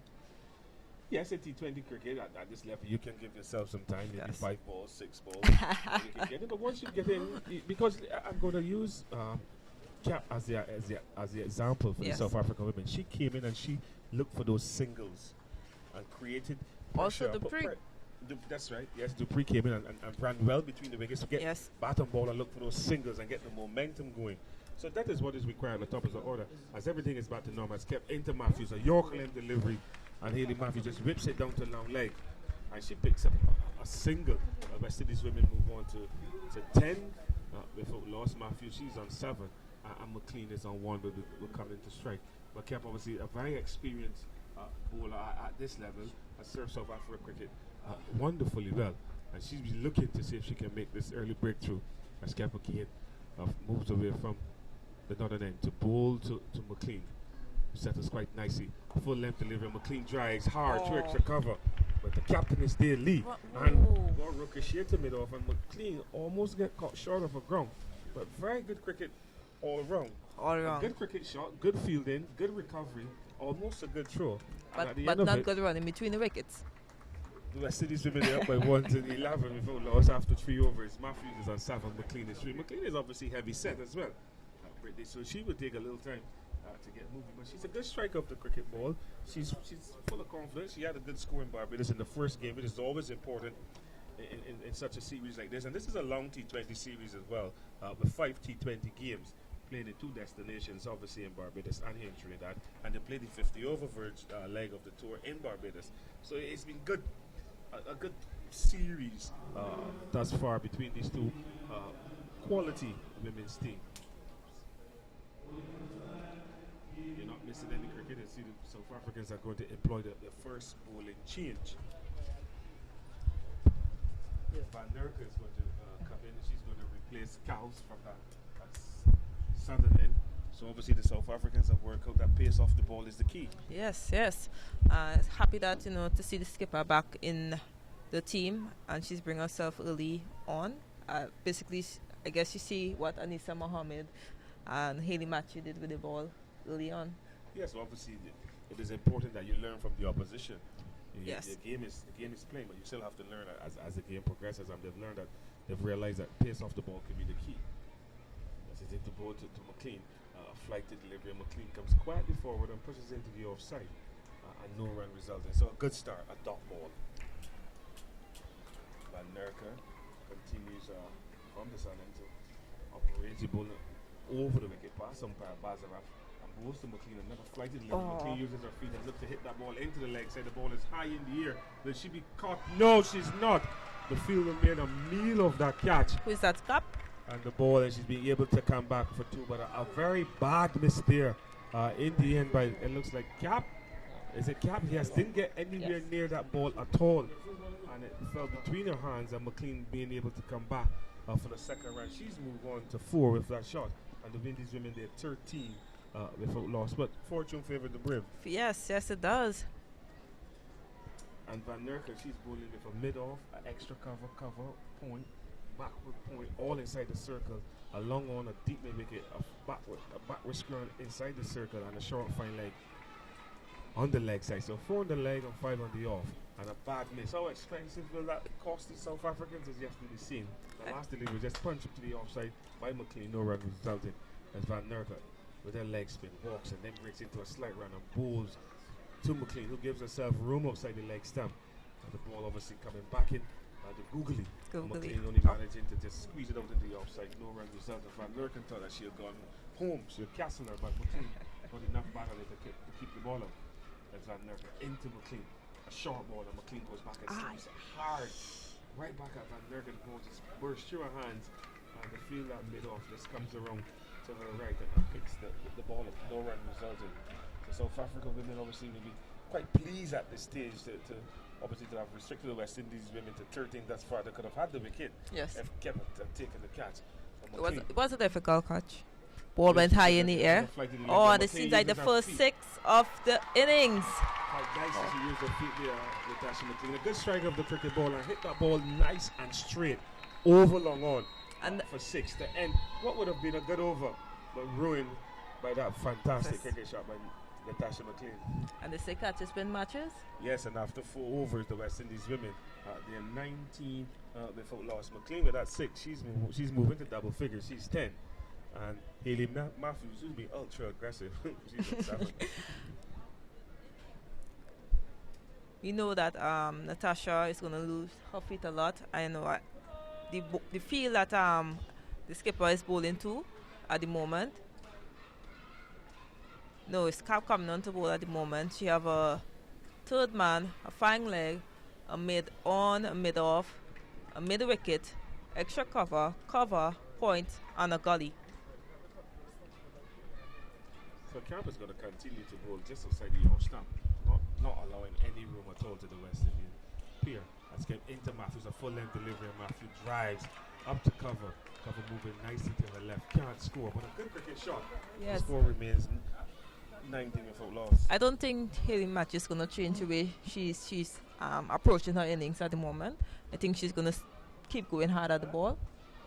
Yeah, but if she continues to go hard, I don't mind, but she needs to go hard with common sense. Okay. Scammer Kane moves away from us. Pass umpire Joe Wilson to ball to Hayley Matthews. A short of a length delivery. Slow ball as well. And Matthews just standing in a crease and just bringing the bat down. Keep the ball out from her stumps. The ball falls safely into the offside. No run resulting. But a good reply there from Camp. Obviously the experience coming out. I know. I think that job cut should be played on her mind and should be looking to get either of these batsmen in this over. But that happens sometimes when bowlers obviously know they've made a meal of a potential dismissal. And the Scapper came to bowl to Hayley Matthews. A full length delivery of Matthews is swinging with no conviction at all, no balance, and just dragging it down to mid-on. The fielder coming in from mid-on. Could prevent the single. And the West Indies women move on to the score is 20 without loss. Matthews, she's on 8 and brings Natasha McLean, who's on 10, into strike. I think West Indies need to also remember that there's singles into the game and all the fielders are at the edge of the circle at the moment. Yes, a step again to bowl to McLean, a ball going. That's look good. Down the leg side, the big appeal for I think we need to see that replay. And said not over the ball. That was just short of a length coming into Natasha McLean. Kept not want to give her any room. Obviously, that ball clearly, in the opinion of umpire Joe Wilson. The opinion of the umpire. Down the leg side. I love how you bring it back. Yeah, it's Joe Wilson's opinion. He says not out, and it stands not out. Ascap again in that very fashionable run-up. Bowls to McLean, a sharp outside the offside, but McLean hammers it hard into the ground, into the offside. Again, can't pierce the offside field. No run result, another dot ball. So obviously capping this over has created some pressure. There was an opportunity, the LBW shot, but not a rule by the umpire. But good steady bowling from the senior bowler in the South African women's setup. As Camp once more moves in from the commentary box and the ball to McLean, full length delivery, and McLean just allows the ball to come on to her and just squirts it out to the backward point. Again, no run resulting. The score remains on 20 without loss after 5 overs. McLean is on 10 and Hayley Matthews is on 8. And the innings is slowly building. But, as you say, there's 15 overs still to go and a lot of more cricket to come. Yes, I'm going to leave you, Brittany. You can stay a little longer and I have a little word with Vinod Mancham. I know Alan is chomping at the bit. He has some wonderful tomatoes, and I'm hoping that Sunday he will bring us some. As I say good evening to Vinod Mancham. Thanks a lot, Wallo. Of course, we continue to see the West Indies dominate. And, I'm sure that, Brittany, you would have enjoyed the exchanges thus far. Yes, really enjoyable. Of course, the crowd has built up nicely, and the support is there for the West Indies. And actually, on the northwestern stand, there seems to be an Anissa Mohammed posse, and on the northeastern stand, there's a Marissa Aguilera posse. Is that a normal thing? It's always a normal thing, Those two are really big on family, and their family always come out to support them, whether it be for club cricket, national, or even international cricket. And what about Brittany Cooper? What is Brittany Cooper's posse when you normally play her? I'm not playing, and my pussy still there at the moment. That You is know, support. my fans, my family are not only fans of me, but fan of women's cricket in general. So they are not the type to say that, because I'm not on the team, doesn't mean that they will not come out and watch the cricket. Well, that's wonderful indeed. As we see taking strike now, Haley Matthews, and Haley has promised a lot a long while. Haley has promised a lot a long while now, and it's good to see that she's delivering, and she's delivering nicely. That 100 in the ODI, I think was highly rated. So far, she's going to take strike now. This delivery is played away through the offside, and there is no run there. And the South African bowler from the southern end, I'm going to leave Brittany. I'm going to give Brittany the honor of pronouncing her name. No, I won't make myself shameful on live. I'm just going to call her Tumi. Tumi. Oh, And this is a ram shot by Haley Matthews. Has gone for 4. And I think the crowd, they really enjoyed that. Badly line, and they're just getting underneath that one and lapping it away. A ramp shot, so to speak. Do you play the ramp shot? Always. I love to play it. Love to play it. It's a very frustrating shot for a fast bowler when they have third man and fine leg in, because they're looking to bowl full and straight, and it's even when they bowl full and straight, it's easy for you to get under the ball and use their pace. Wonderful. Is Tumi bustling little action there. Again down the leg side of Bassert has his hands extended. So I think 25 without loss, and at the end of the power play, the South African power play, the score is actually 10 for 2. Yes. So the West Indies, they're way ahead at this point in time. As we see a change in field, long on coming into middle, and they send out deep cover. So it tells me she's going to look to pitch up full and wide. Let's see how Matthews deals with this one. So it's tugged away on the outside. And Haley Matthews goes on to 12. And Natasha McLean comes in to strike now. And the score goes on and trickles up now to 26 without loss. And Tumi. Yeah. Have you ever faced her? No. She's new to the South Africa team. I believe they have about 4 new players on this tour. Yes, making their debut. They actually made their debut in the last game. And I'm not going to make the error. I remember once an announcer at Waka Parks mentioned that 10 players were making their debut for the first time. I don't know if you can make your debut for the second time. Oh. Tumi is looking as if she's in primary school, actually. She's looking as if she's playing with her aunties out there. She's so small. Well, I heard the girl say she's small, but she's quick between the field. Well, seems to have a big heart. She's looking to running hard for South Africa. The line has been a bit wayward towards the end of the over, and at the end of over number 6, the latest score here at the Brown Arrow Cricket Academy, the West Indies, they're 26 without loss. Remember, they need a further 76 to win this match.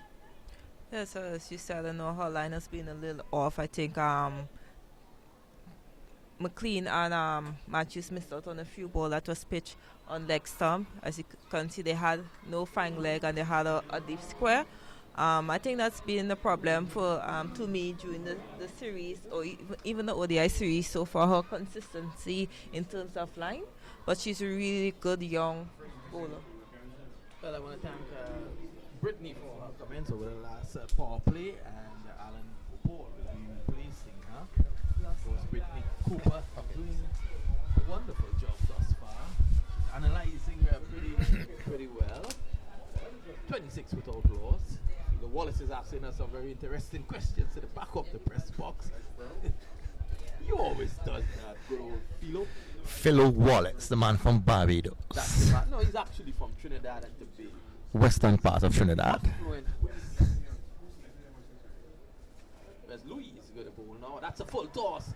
just meeting it even closer and powering it down the ground for 4.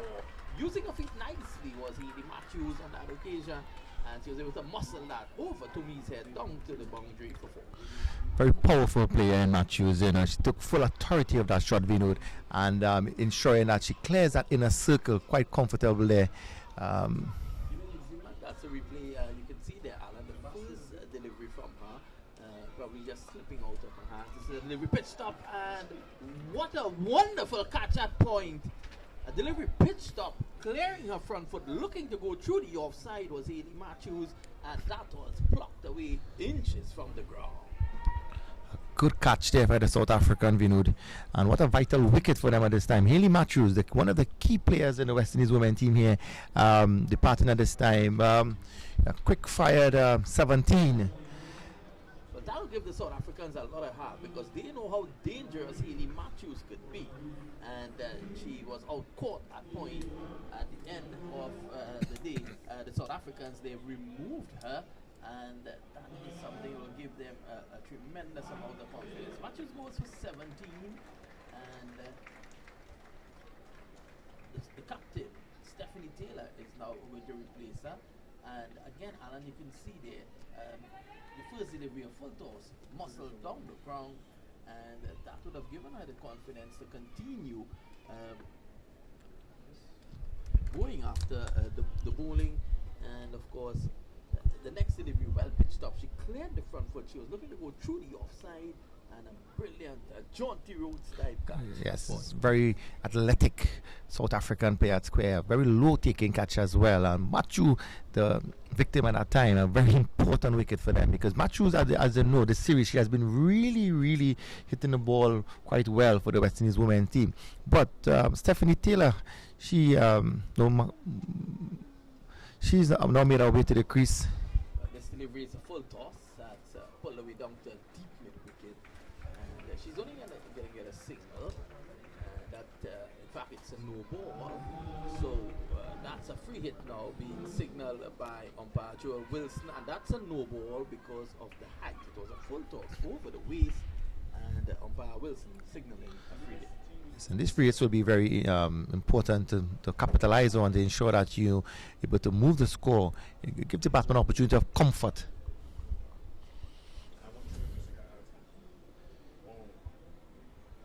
So it's Louis again, and this delivery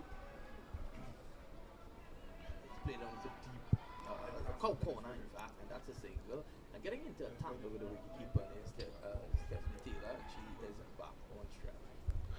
So that's one of that free hit video. McLean would have been looking to clear that boundary line. Unfortunately, that's one. South Africans will be very happy for that. To me, it's called into the circle. Let's see what she does. Would she entice the skipper to go over the head? This delivery is driven away down to a deep cover. And that's another single to Taylor. She goes on to 2, and our statistician, Brittany Cooper, tells me that she needs 13 again to be the highest, to become the second highest T20 scorer in the history of the game. And that would be a very good. Yeah, played away on the onside and attempt to stop it. All she does on that occasion, Louise, to ricochet down to a long run for a single. So the captain has a big role here, because South Africa they've gotten the breakthrough, and they're looking to see if they can make further inroads on this slope. Well, Taylor's extremely experienced, and it's really was knocking the ball around, picking up the singles, rotating the strike is going to be important, Vinod. And as you just said, she only requires 15 runs or so to become the second highest T20 scorer. So that means to say she's extremely experienced, and she has piled a lot of runs over the years, and her maturity as a captain and experience, just knocking the ball around. I'm certain she would exploit those attributes here this evening. Well, she fully know that her role here is a huge one. She just needs to keep the calm head and let the others batter wrong. She's on 3. McLean is on 12. The score is 36-4. So a lovely crowd here, Vinu, building up here at the Brala Cricket Academy here this evening. I saw the Northwestern stand, really in that supporting role for the West Indies women here this evening. I must congratulate the promoters of this game. They would have done certainly a good job to get those fans who braved the weather here this evening. We can't really distinguish what type of clouds cover we have, but certainly it's dark. But no rain in sight. That one pitching wide outside, you have some signal wide by umpire Bassarat. Well, a new bowler from the southern end, that's Smith. She has brought into the attack another slow bowler. So the South Africans are learning quickly. Their attack was primarily based around the faster bowlers. They're learning quickly by using the slower bowlers, and this is what we've learned away. So this is what we spoke about. Stephanie Taylor just showing maturity and just looking to pick the signals. There's nothing too extravagant. There's basic cricket, working the ball around, picking up the ones and twos, and that's building on the run rate. And obviously, the pressure will be building on the South African because it's not a big total you're going after. It's just 101 and 64 runs to win, 13 overs or so. Certainly, McLean, let's have to build our innings around Taylor.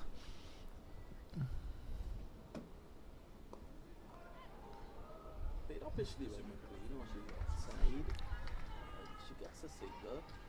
McLean, very powerfully built. A little drift in that delivery there, Vinu, coming up from the coming across the east or west, the leg off on this wicket. A little drift from the bowler, Smith. So the swept away around the corner by Taylor. She may well look for two. Yes, she's coming back. We run between the sticks. That two takes the score on now to 30. The 41.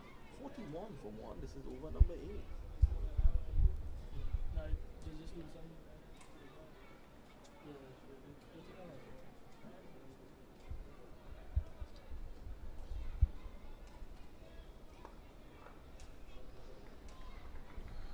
Smith looking to pitch up, she would have learned from the West Indies bowlers by pitching the ball up because the slow bowlers are getting purchase on this track. One going down the legs and a well executed sweep shot by Taylor, Vinod. That's going to be one.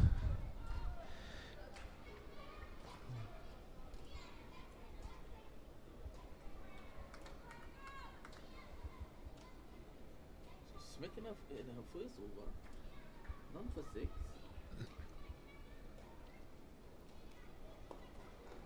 It's too hot to handle. It eludes the fielder, and it will, in fact, Taylor and McLean not taking advantage of that. They should have at least gotten 2. It's the end of the over, the end of over number 8. The Windies chasing 102 to win this second T20 international. They are 43 for 1. So that's requiring 59 runs from further 12 overs. Pretty decent over from West Indies' point of view. New bowler Smith came into the attack. 7 runs from that over. You see Smith, Taylor, just rotating the strike, and McLean actually is getting into that groove as well. She's a very powerful player as well. She can hit the ball long and hard, but certainly the captain is there, and she wants to bat around the captain. Just rotating the strike. It's not a big total, and the runs up will be, sooner or later becoming a bit easier as they go along the night. 43 for 1.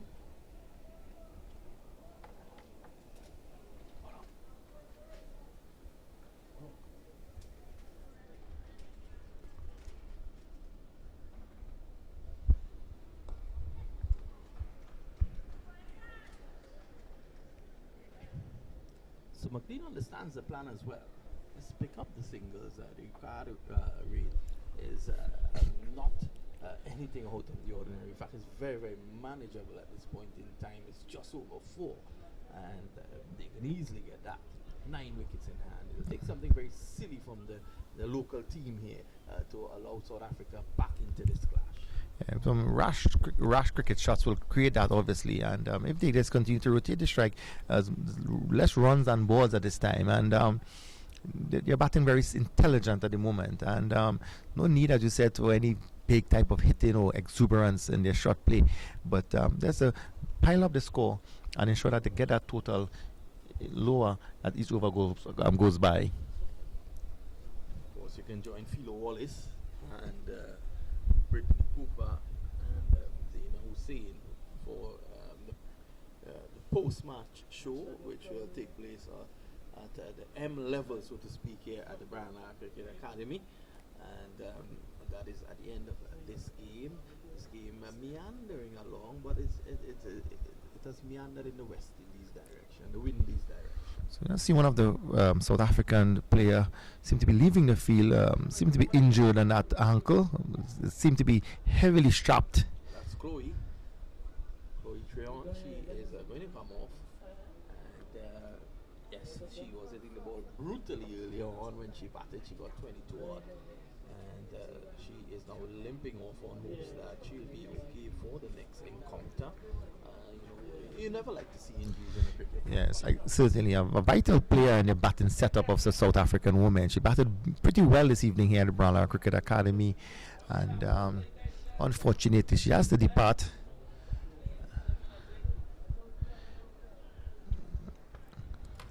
She's taking her time to come off, and that's the right thing. She can't put too much pressure on that right leg, which seems to be the leg that she's nursing. The new player on the field, Wolvat. And Van Niekerk is going to take up the attack now from the northern end.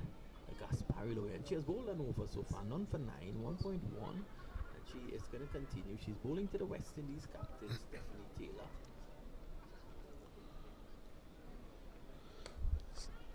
Taylor going back into the back for that chance for Ronald McLean advancing down the pitch. As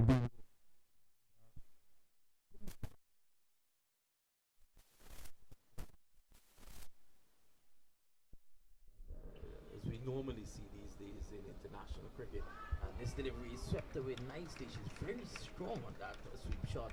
She gets a single down to deep backward square, and the score goes on by 1 to 45. The previous delivery, she was in the right position to pull that, and she would have been angry with herself because that was short. She was on the back foot. She had all the time to see that.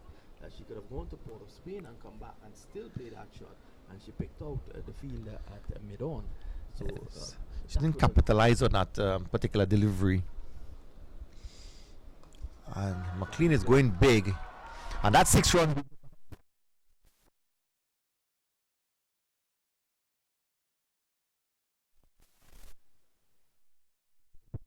She's built like a boxer, really, and she has a tremendous power, and she showed it on that occasion. That was easily taken out of the park. Yes, a typical West Indian shot there. Strong, powerful, dominant. Just right over the sandal sign. Back onto a back foot there. The wicket is slowing up a bit more, I believe, in the second period of the innings. Well, again, the slow bowlers, as Kelvin Williams said during the break, taking the piece off the ball is the key here. She comes in again, this time making room, going on to the back foot was McLean, and she punches this to mid-on. It's the end of the over. The end of over number 9, the latest score at the Brown Cricket Academy. The Windies chasing 102 to win. They are 51 for 1, with Natasha McLean on 21 and skipper Stephanie Taylor on 8. Yeah, further 51 of our required 66 deliveries, and West Indies should be thinking they are in a driving seat here this time. No rash shots and no set of exuberance needed. Simple cricket. And Stephanie Taylor, the West Indies captain, she's going to be on strike. Very experienced Stephanie Taylor. She's on 8 of 9 deliveries, and strong built McLean, she's on 22 deliveries as well. So South Africa is now contemplating who to bring on this over. Seems to be Class. She'll take over the bowling from the northern end. So the South Africans rotating their bowling at this time, trying to get another breakthrough, but well, they're going for the faster stuff through Class. Class has bowled 1 over for 8. So they're going for the faster stuff, Alan. And at the moment, I don't think that's the right decision on this track. Probably they have run out of options. 51 for 1. Class is going to take up the attack from the southern end. Well, pitch delivery, bringing Taylor on her front foot. Nicely forward. Playing across the line a bit though, to mid-on. But the slow nature of this track, you can get away to an extent playing across the line. Yes, batters will have to work their way for their runs because the slower ball bringing you on your front foot. You have to really be good, judge the deliveries properly. Taylor driving on mid-on there for one. Well, Another pitch. delivery that she's playing across the line, hit a bit uppishly. That's a single. When Taylor hits the ball, it stays hit as well. She has wonderful, the wonderful ability to time the ball. Score 52 for one. Nothing really spectacular at the moment, but the West Indies being efficient, and that is what you want to see from the Windies. Yes, and that efficiency brings effectiveness. And when you look at the effectiveness of that, and that one pitching a bit high for McLean, trying to pull that over mid wicket, and would the umpire be signaling a no ball? Nope. He's looking at the square leg. So Class basically getting away from the opportunity to give the West Indies a free hit. Just under the waist the ball was pitched. Of course, McLean not getting hold of it. It struck high up on the bat as well, and she was not able to hit that over corner down to the boundary. Now there are acres of space in that region. Oh, what a lovely shot by Taylor. She can't beat the backward point. A lovely piece of feeling by the South Africa, and getting across quickly to her left and ensuring that ball stays in front of her, keeping her eyes on it all the way into the palm of her hands, and ensuring that Taylor remains on strike. But Stephanie Taylor, if it's one thing with her, every time I look at her bat, she always seems to have a lot of time to play her shots, and we're seeing that here on this occasion again. She's now retaking her guard from our vantage point here. It seems to be a dead center, and which tells me that she is not too sure where her off stump was. On the previous two deliveries, she was going across the stick and playing across the line. This time, she stands, looks to open herself up to hit that straight down the ground. She can't. Full delivery coming to her and sending it straight back to the bowler, not capitalizing on that delivery, trying to play it straight. And it's always good to play straight. The mid-on is short in the inner circle, so she tried to go over the top, but she's not really finding the timing apparently. The way the transfer of weight, I think, was wrong on that occasion there from because she's actually pulling her weight. So you're now seeing Vinod. The mid-off is sent back now. She was trying to go over mid-off, so that was a situation in the island where she was not transferring energy properly. This delivery is played back. That's a good delivery, good compact delivery from Glass. She has been all over the shot in this over, and at the end of the halfway stage, it's 53 for 1. 49 to get in the next 10 overs. That's the latest score at the Brown Cricket Academy as I welcome Philo Wallace. So further 49 required from 60 deliveries. McLean is going pretty solid.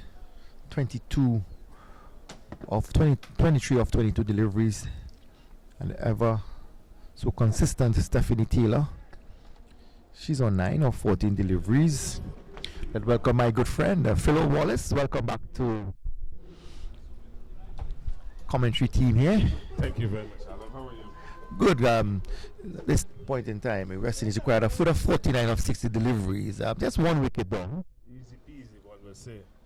As clubs is into Natasha McLean, who just tucked that ball into the leg side of picking it. Easy single. McLean, she moves on to 23. Captain Stephanie Taylor is on 9. They look quite imposing, Stephanie Taylor. Always a solid player. Just required a few more runs, as we discussed earlier with Vinod Mamchan, to become the second highest T20 scorer ever in this format of the game. And it's because of her experience, her persistence. She's always been a very consistent player. And you're seeing right now, Philo, she's just knocking the ball around, nothing too extravagant. This is Master Batha. Into ball to Stephanie Taylor, ball short, her double legs. Taylor just works it quite nicely. Down behind square and over the boundary for 4. But the Windies move on. The Windies women, 58 for 1. Stephanie Taylor's on to 13. Yes, Stephanie Taylor showing her full authority over that delivery. Pitching a bit short and getting back into back foot and dispatching it. Yes, a ball that was not lined up tall properly, heading down the leg side. But to execute that shot, Alan, she had to obviously watch the ball very closely because Klaus is a short, she's very short in stature, so she's not going to get out of bounds. And to play that shot, it cost her tremendous skill, which she did. A full toss from Klaus, and Taylor just drives down through extra cover. Camp is there, the batsman obviously come through for a single. The West Indies women, they move on by 1 to 59 for 1. McLean, she's on 23 now. Well, McLean is starting to grow in confidence as well. Now, as soon as our captain joined it, we start to see, obviously, McLean showing that she has some pedigree in her. It's a good pedigree showing that she could knock the ball around and dispatch the bad one. She dispatched a beautiful 6 over mid-wicket a few overs ago. And just knocking the ball around, rotating strike with Taylor, and at this point in time, nothing extravagant from the ladies required. It's basic cricket, and the score is really running on it quickly. That's a 42. Yes, and it's 60 for 1, and then just the 11th over. You expect the West Indies women to really win this game on the counter. As Klaus was saying to Stephanie Taylor, Taylor just goes onto the back foot, plays a wonderful shot, trying to beat the short turn, the field that short turn run, but obviously diving to her right and stopping the ball from going to the boundary, but could not prevent that single. The Windies move on to 61 for 1. Taylor, she's up to 15 and brings Natasha McLean, who is on 24, to face up to Klaus, who obviously is a little erratic. She doesn't have as much control as Cap, but she's been given the opportunity here today. She moves with the ball to McLean, a Yorker length delivery. And McLean comes down hard on that ball.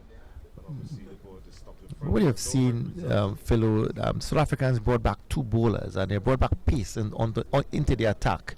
For West Indies, they use a lot of spin early on, and I'm not too certain if they have a lot of spin on their lineup, but this wicket would have been probably easier for them to bowl the spinners and try to, to lose the batters with pace off the wicket. Well, when you look at how the South African batters actually approached their innings, pace off the ball was the key. And the West Indies women exploited that well. And the South African women now, when they're bowling to the West Indies, women batters, they are not taking pace off the ball. They're obviously concentrating on that seam up, and it's making it quite easy. As we're going to see that Smith is going to continue for the Southern end. She's going to be bowling to Captain Stephanie Taylor, who's obviously on 15, not from 17 balls. She's just moved quietly on to 15, Stephanie, as she faces up to the spin. She looks around the field, long off, long on, deep, may make it backward square, short, may make it forward square. A ball is short of side Yorker. Stephanie Taylor just hammers it to the right of extra cover. We got some hand onto it and obviously took the pace off the ball, but could not prevent the batsman from coming back for 2 runs. The score moves on now to 63 for 1. Stephanie Taylor to 17 as I welcome back Brittany Cooper. You were hiding. Just want to stretch your legs. Stretch your legs at this kind of time. It's 10 o'clock. You ladies are very fit. The fitness level has improved. It's improved so much you're doing it every day. Full toss. Stephanie Taylor just swings it down to mid-wicket. That's right, great. Inside by Cap. And the batsman coming back for another 2. Stephanie Taylor moves on now to 19. The West Indies women up to 65 for 1. Is this going to be a counter? 37 more runs required. No, I think these 2 will stay and bat. They are batting very sensible. They are not taking any chance. And as you can see, the South Africans are getting trouble to grip the ball. There's obviously the Joe factor is coming into play. This ball is sweep quite nicely down to backward square. That's Stephanie Taylor. She picks up another single. She goes on to 20. The score is up to 66 for 1 as McLean is going to take strike. Smith continues to wheel away. Every South African has a rag. So obviously the Jew factor has played a significant part in this game thus far. This ball is flighted. McLean hammers it straight back down the pitch, and Smith just took a little pace off the ball, almost got run out for the second time. Almost. But she's safe. As you can see, McLean is batting very positive tonight. She's not playing any harsh shots. She's letting the ball come. She's using she foot in the wicket, and I think that's the advantage against the spinners we have tonight. Yes. Smith into ball to Stephanie Taylor looking to play the sweep, the ball bouncing a bit, getting the lady at top edge. But again, good presence of mind to come back for 2 runs. Taylor has come back quite easily for 2, but McLean seems to be struggling. Yes. Needs a little respirator. She's heavy set. She's quite heavy. She's quite big. McLean, but at this level, you need to be a little fitter, and it calls for obviously you'd run a lot in T20 cricket more than in the 50 over. So if we get in the balls to Taylor, full toss, and Taylor hammers it into that short wicket area. The fielder made a meal of it. The ball ricocheted the field at deep mid wicket and allowed Stephanie Taylor to come through for an easy single. And after 12 overs, the West Indies women, they pushed her to 70 for 1. Natasha McLean is 25 not out, and Stephanie Taylor is on 23. Natasha been there from the start. She know exactly how the bowlers are bowling and how the pitch is playing. So I think she's the one that's gonna stay there with Stephanie Taylor through the end. When you look at it, 32 more runs to win, and this is only the 12th over, so there are 8 more overs left. So they have 96 balls to score 32 runs. Everything is in the favor of West Indies women to really cruise to victory here, and to win this game chasing convincingly. But obviously sum up the dominance of the West Indies women in these 2 T20s thus far against South Africa women. I think that's the thing West Indies women need to do, to win games convincingly and not just win games. I know they say a win is a win, but to win a game by 20 or 30 runs or scoring the runs within 15 overs, will give your team a lot more confidence into the next game come Sunday. I know we're going to see Cap come back for her final over. She's got figures of 3 overs, 1 made, and 3 runs, no wicket. So obviously she has been the leader of the pack. Yes. I should like to see something in that wicket column. 3 overs and 3 runs is quite going by the senior bowler. And you see the skipper bring her on to search for to break this partnership. Skipper's into. Well played by Stephanie Taylor. Pushes that ball down to long on. And it's a misfield. Left. Didn't pick up cleanly, but recover quickly enough. They say the run on a misfield. Get a run out. Yes. And 1 run to Stephanie Taylor, but a nice shot there from Stephanie Taylor. Beautiful. As McLean continues to grasp the well. So obviously she's struggling a bit with her fitness, Natasha McLean. Yeah, she's struggling a bit. It's seem like she's getting trouble to breathe. But I'm really proud of Natasha McLean. She's worked on her fitness a lot during these 5 months. Okay, Scap again, full toss, and the signal no ball by umpire Joe Wilson as the fielder from third man coming in quite nicely, diving, and the batsman coming through for a single. So it's a no ball, obviously a full toss, a high full toss above the batsman's waist. And a free hit signaled by umpire Joe Wilson. Obviously, Cap again feeling the effects of the dew. That wet ball is causing a lot of problems for the bowlers, the South African bowlers, to grip. I think the skipper's gonna ask the umpire to change the ball. I know which you see hardly happen in women's cricket, which I'm confused because when you look at men's T20, you see the ball change about 3-4 times stops, and sometimes when the woman asks the ball to be changed, the umpire think twice about changing it. And with a lot of dew and the wetness, as you can see, a lot of full toss is being bowled at the moment. So I think it's right for the umpires to change and bring a drier ball. It might be a little too late, but. And this break would do Natasha McLean the work.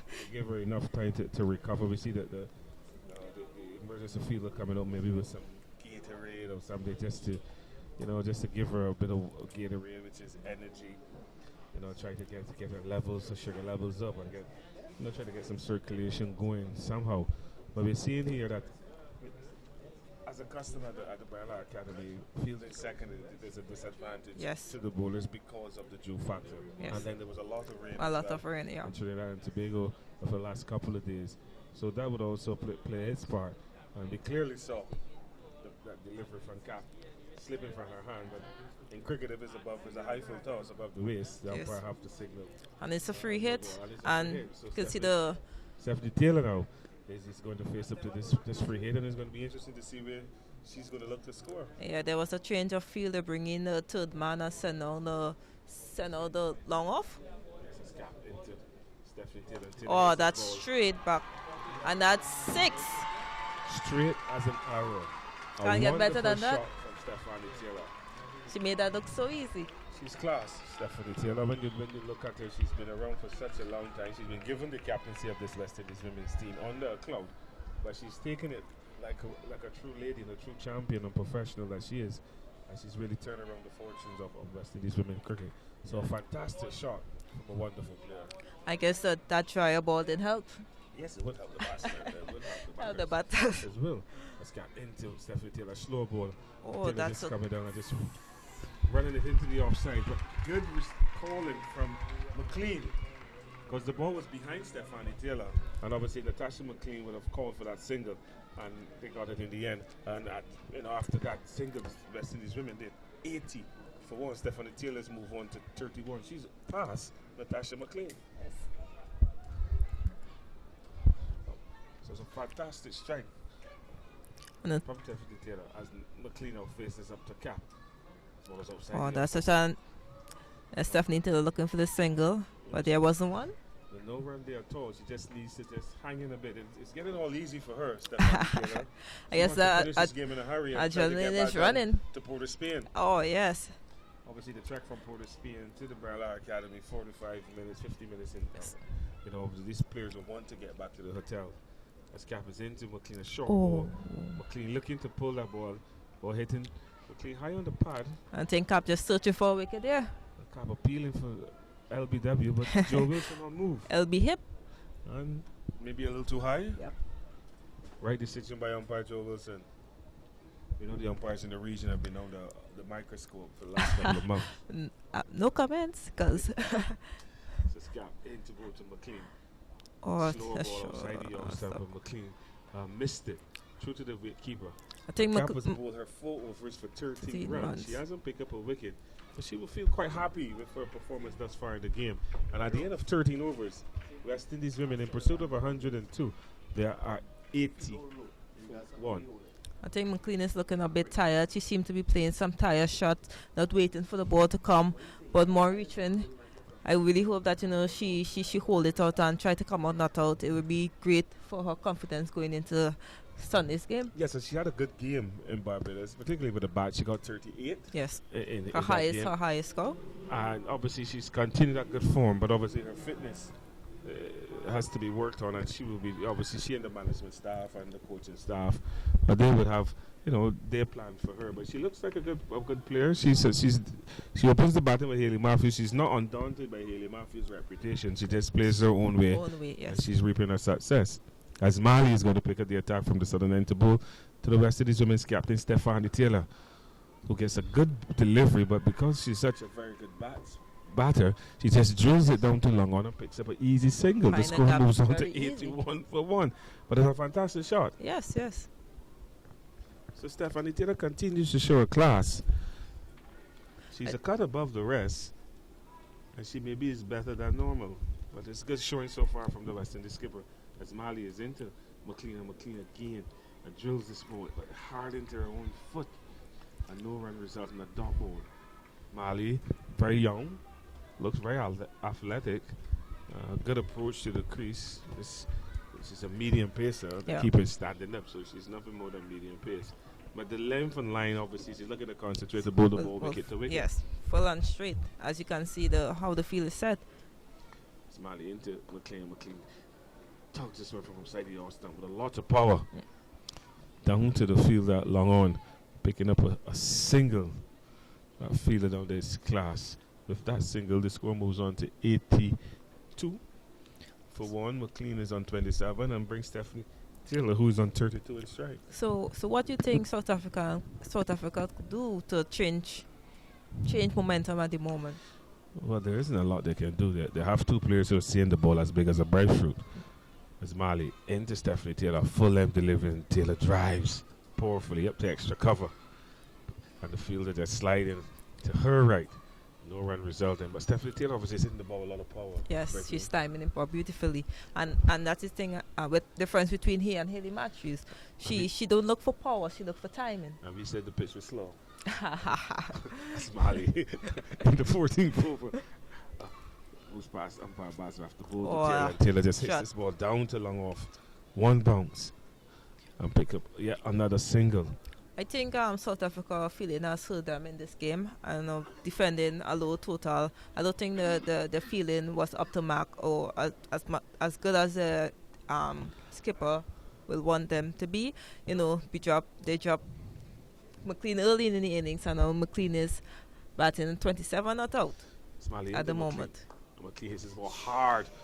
A chance to catch there, but Mali just could not hold on to it, and she's shaking her right hand because McLean hits the ball with a lot of power. She's well built. At the end of the 14th over, the West Indies women in pursuit of 102.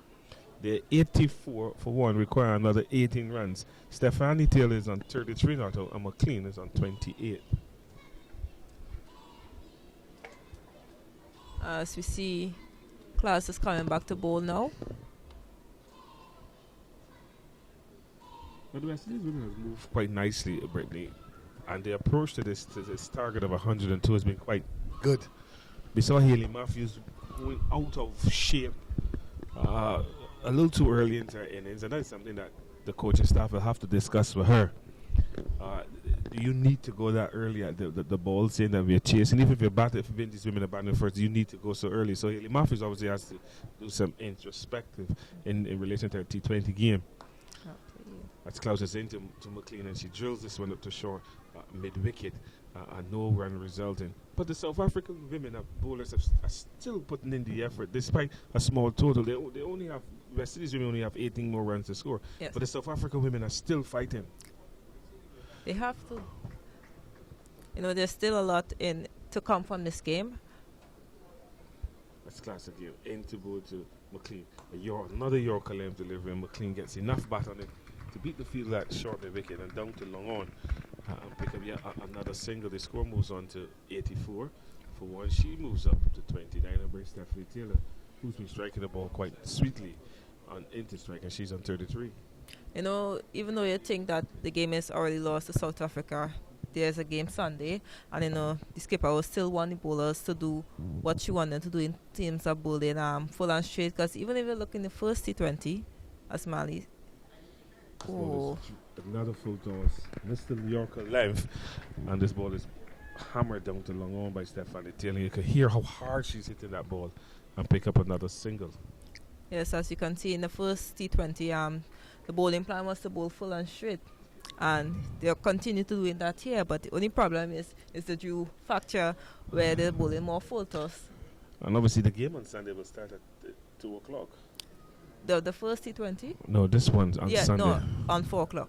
4 o'clock, so it'll start a little earlier. As this ball is drilled through the offside by McLean. A lovely extra cover drive, but there's a sweeper in place and only a single. And the score moves on to 87 for 1, but a lovely flowing drive there from McLean. Yes.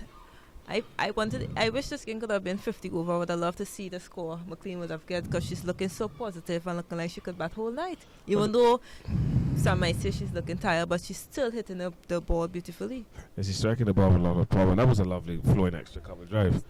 As Mali once again, as close again from the. And that's another no ball. A high full toss, and Joe Wilson, the standing umpire, stretches out his right hand to say no ball. Again, a no ball for height. So this delivery will be a free hit. Yes.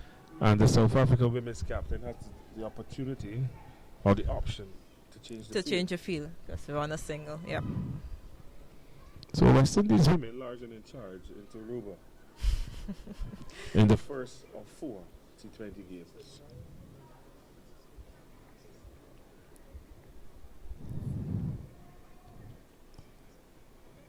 It's a close again. Oh, God. McLean has lost her bat by looking to hit that ball through the leg side. But she still manages to get 2 runs. Oh. So well done by Natasha McLean. But in executing that shot, at least she didn't lose her head, Brittany. She lost her bat.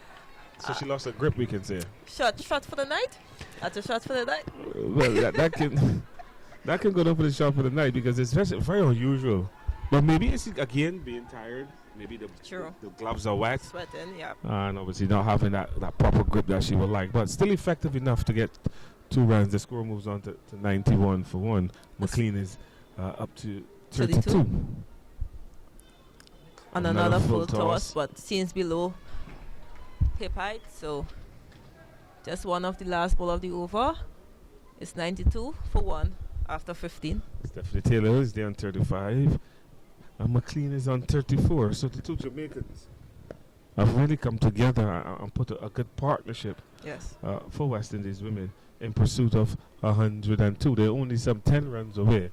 But a good display, first of all, from McLean. And Stephanie Taylor, the captain, just come in and put the icing on the cake. Yeah, they are not trying too hard, you know. They're playing what they see. They're getting a lot of bad balls. That is because of the dew on the ball. But, you know, they're not taking any chances and just doing what they have to do.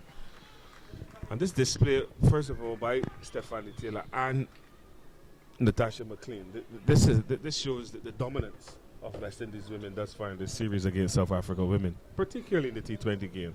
Yes, no, they say T20 is our game, Caribbean people game, like the fast pace. It's going to be Mali from the southern end. McLean again drills this ball quite nicely. And that's for true mid-wicket? Up to mid-wicket.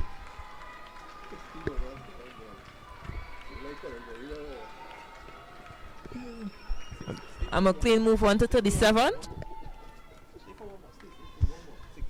She's one away from passing her highest T20 score of 38. That 38 is what she made in the first T20 in Barbados. Just 6 more runs to win. Can we get that 6 runs in this last 5 balls? Can it happen in this over is left to be seen. And there's another full and that's toss. Another no ball, and that's gone for 4. And that's 5 runs. So can it happen? It will happen in this over. Obviously. Again, it will happen in the next ball. Again, the effects of the wet ball. 100 for West Indies, 101 for 1. McLean, she's on 41. Taylor's on 35. But again, they're seeing the effects of the South African bowlers not being able to grip that white ball properly. There's a lot of dew. Yep. The ball is obviously quite slippery. But it has not stopped the West Indies women from marching to a convincing victory. With 1 run required to win and 9 wickets in hand, West Indies women are large and in charge and looking to obviously have the second win in as many T20 games against South Africa. Here come Mali, going to bowl a free hit. It's going to be a 6. Oh, and it's a dot ball. Ball driven straight back to the stumps. And we'll have to wait another ball. Yes, but when you look at it, even as I keep saying, the energy that the South African women bowlers have put in this game, you have to commend them. Yes, it's a small target of 102, which the West Indies women will knock off maybe in this delivery. But the effort, you can't fault the South African bowlers.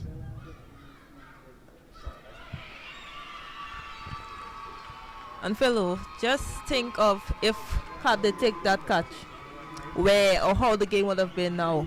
As you can see, Natasha McLean finished on 42. Yes, a very good game for West Indies women again. McLean continues to show a good form, continuing from Barbados, which is very important because consistency is important. And when we look at it, Stephanie Taylor, who has shown that she is obviously a cut above the rest. Yes, we know she haven't been in a runs in doing the ODI nor the T20 series so far. It's good that you see her get some runs under her belt. 2 bad women coming out not out. I think it's important too, not only for Stephanie Taylor, but for the West Indies women's team to win games as convincingly as this one, because particularly T20, they're defending champions of the World T20 Cup, and they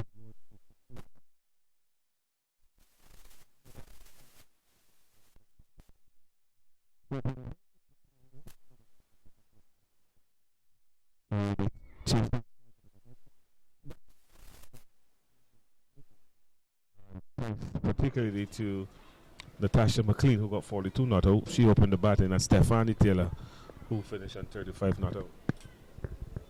And it just goes to show, if you stay and bat on this pitch, you can get some runs under your belt. Well, it's called application, and that is what we didn't see from Haley Matthews. She didn't apply herself. She didn't give herself a chance to get in. She just went a little too hard, too early, and then paid the price. And she only got some 17 runs, and she will be kicking herself to know that if she had spent a bit more time at the crease, maybe it could have been a 10-wicket victory. Yes.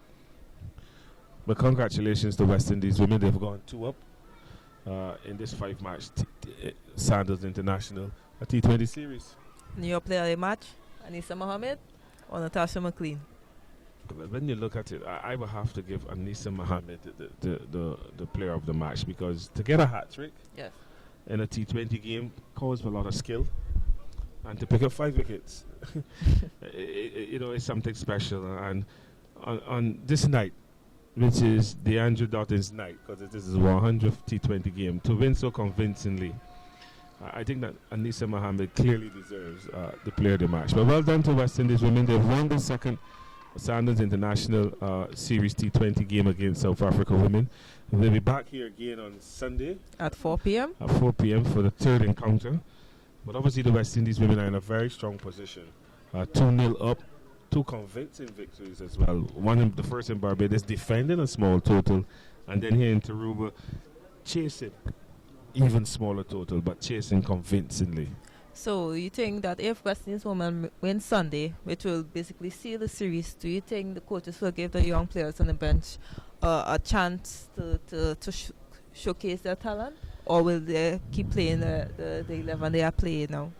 Well, if West Indies women can get over the line on Sunday and go 3-0 up, I don't see any reason why they shouldn't give the bench a crack at the South Africans.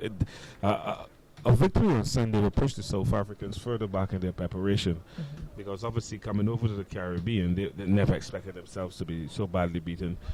First of all, the one-day series was a drawn series, and now to go 2-0 up in a 5-match T20 series would have really pushed the South Africa women's team a little backwards. So they'll be looking to come out on Sunday even harder and try to pull one back and make it a bit more interesting going into those final 2 T20 games.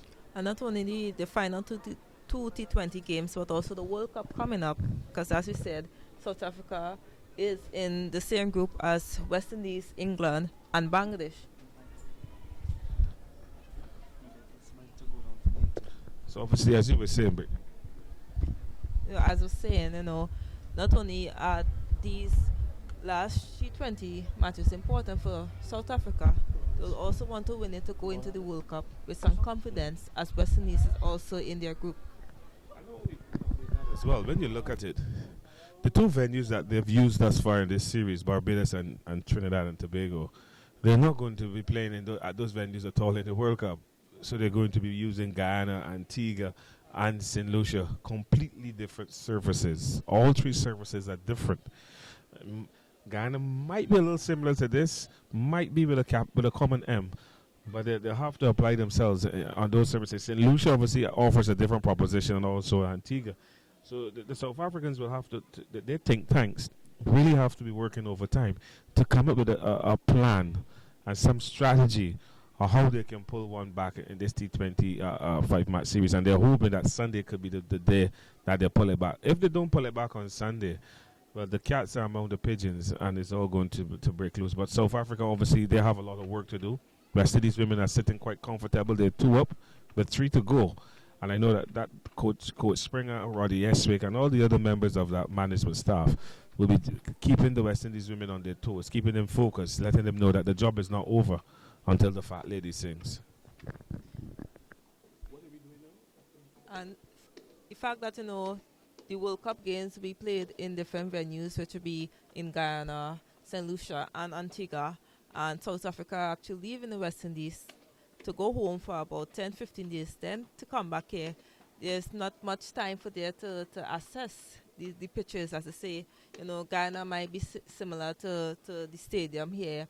St. Lucia might be a little similar to Kensington, but it's still a different pitch, and you still need time to assess and see how those conditions are played before the World Cup. Agree. So there's still a lot left in this series for both sides, because Windies as well, they go off, as you said, they have a couple days break, 10, 12 days break, then they go down to Antigua. And obviously India, they're going to come out. India is going to be a different proposition to South Africa. We know how India's women's cricket has just improved leaps and bounds. And a lot of their players are being exposed now to the different women T20 leagues. And with that experience, we're really seeing India women's cricket just rising. So West Indies will have their work cut out when the Indians come a calling in Antigua as well. And not only India, if you look at Bangladesh defeated Sri Lanka and India in the Asia Cup, I think a few months ago or so. It's just women's cricket all around the world is improving. So that is why we need to continue working hard in the West Indies because of the level of cricket that's now being played around the world. And with the improvements across the world in women's cricket, and with the World Cup in the West Indies at the back end of the year, West Indies women cannot rest on their laurels. Yes, they've won 2 T20 games thus far against South Africa. There are 3 more games to play, and they need to keep that momentum going. The World Cup is sometimes still down the road, and you don't want to get too complacent. You don't want to get comfortable and tell yourself, well, look, we beat South Africa or we're beating South Africa, so it'll be easy. It's not going to be easy because, as you said, the other women teams, they're improving. And when you're defending your championship at home, you got to play doubly hard. We're going to we'll come back. I'll just take a little break and we'll come back with the presentation.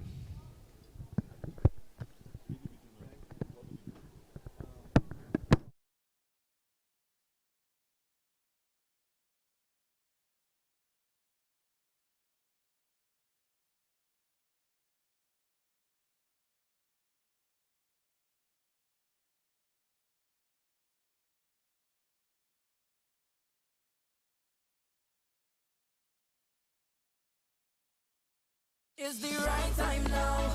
This is we time now. Everybody has in the air. Eyes watching them, eyes watching. Time to get them ball bashing. Wicked smashing till we win. The first ever standalone ICC Women's World 2020 is coming to the West Indies November 9th through the 24th. Tune in to watch as history is made. Get the full schedule at icc-cricket.com/World 2020.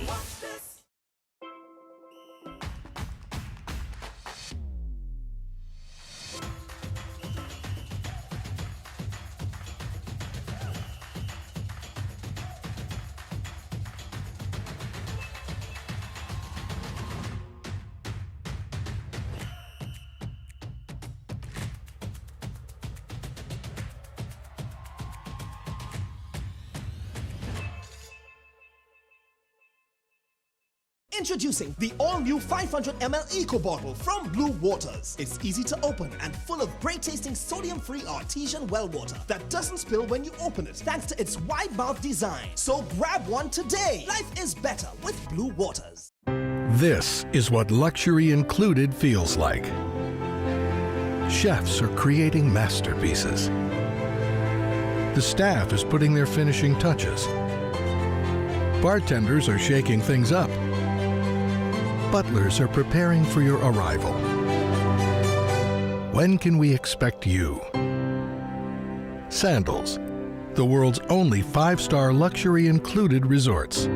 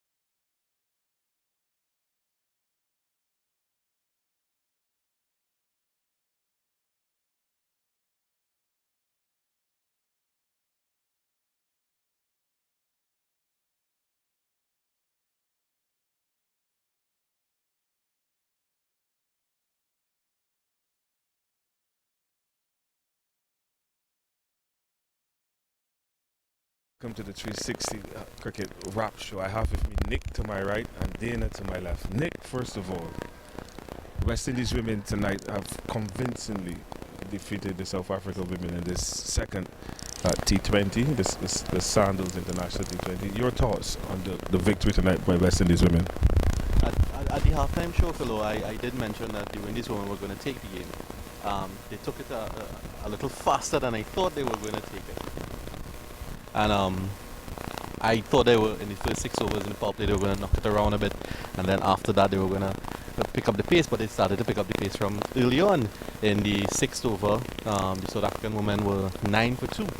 In the 5th over, the Windies women were 30 for none, no loss. So it seems that they took a little advice and they had a plan and they went well. Dana, when you look at the performance of the West Indies women's team, particularly obviously Anisa Mohammed, a Trinidadian born, playing in Aruba in an international T20 match, taking 5 wickets. That performance tonight, how special would it be for her and for Trinidad and Tobago women's cricket? It was very important for her to display or take advantage of having a match at home. And if you wandered into the stands during the match, you would have seen that Anisa Mohammed had her own little group of supporters wearing Mohammed shirts. So I think that plays a vital role in her, her confidence and her performance. Her figures were excellent tonight, 5 for 24, and the hat-trick was particularly spectacular. Well, obviously a hat-trick in T20 cricket is fantastic, and Anisa Mohammed has not been among the wickets for a couple of matches, but obviously she showcased her talent here tonight. What do you think about the surface as well? Again, it was a low score in total, just 102 to win, right? But that's what you can expect at Brian Lara, and but it was a good total considering that we had a late start and we had rain today and all of that. So I was happy to have a match at all. Nick, I didn't forget you. You said that we were going to take it easy. We saw Hayley Matthews who started the innings with Natasha McLean. She was looking to play power shots and it didn't work, and she went for 17. But then we saw the Jamaican connection of Stephanie Taylor and Natasha McLean, and they brought it home for West Indies. Describe the innings of those 3 batters. I think Hayley just played a bad shot, and it was just added up to that. But that Jamaican pair, they were on fire tonight. They took it to a typical Caribbean explosion, and they really performed well. They had the ball going all over the park. They placed the ball well between the fielders. They took their singles when necessary, their doubles when necessary. And the South African bowler just wasn't up to par. They had them. They had them. Thank you. Then obviously we're back here on Sunday at Aruba at the Brian Lara Cricket Academy. Your prediction, obviously, for Sunday's game, West Indies women versus South Africa, the third T20 over 5. What are your predictions? I think after the matches that we've had with South Africa, West Indies women show that they are learning from their opponents. They appear to be more, they're showing their experience with them, and they're doing a lot better.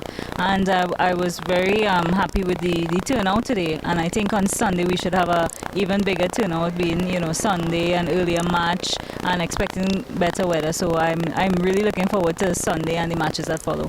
So you're looking obviously for West Indies women's victory, another victory on Sunday? Of course, because I think they're going to build from here. They're going to go with this momentum into the remainder of matches, and they're going to bring home the series.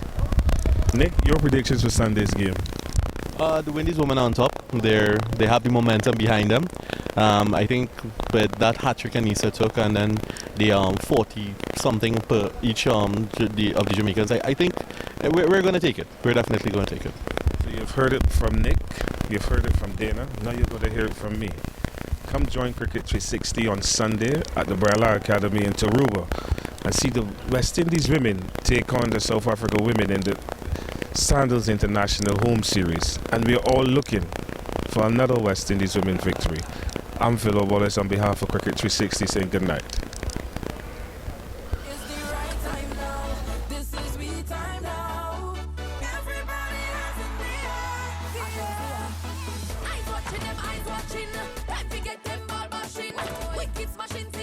First ever standalone ICC Women's World 2020 is coming to the West Indies November 9th through the 24th. Tune in to watch as history is made. Get the full schedule at icc-cricket.com/World 2020.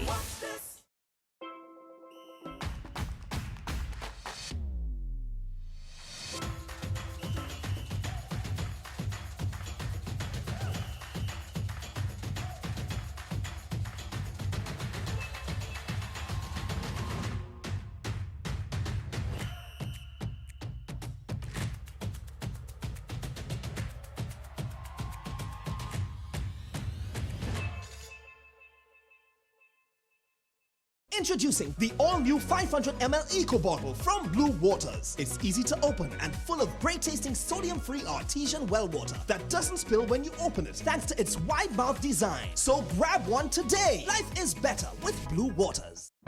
This is what luxury included feels like.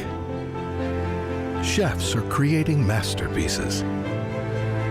The staff is putting their finishing touches. Bartenders are shaking things up. Butlers are preparing for your arrival. When can we expect you? Sandals, the world's only 5-star luxury included resorts. It's the right time now. This is we time now. Everybody has in the air. Eyes watching them, eyes watching. Time to get them ball machine. Wicked smashing till we. The first ever standalone ICC Women's World 2020 is coming to the West Indies November 9th through the 24th. Tune in to watch as history is made. Get the full schedule at icc-cricket.com/World 2020.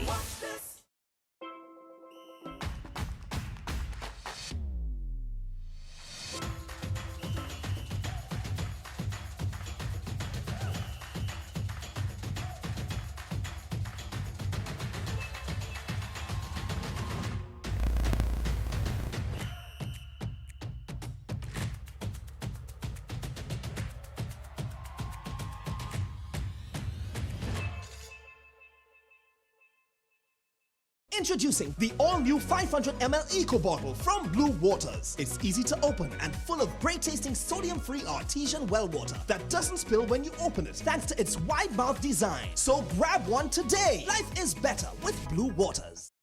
This is what luxury included feels like. Chefs are creating masterpieces.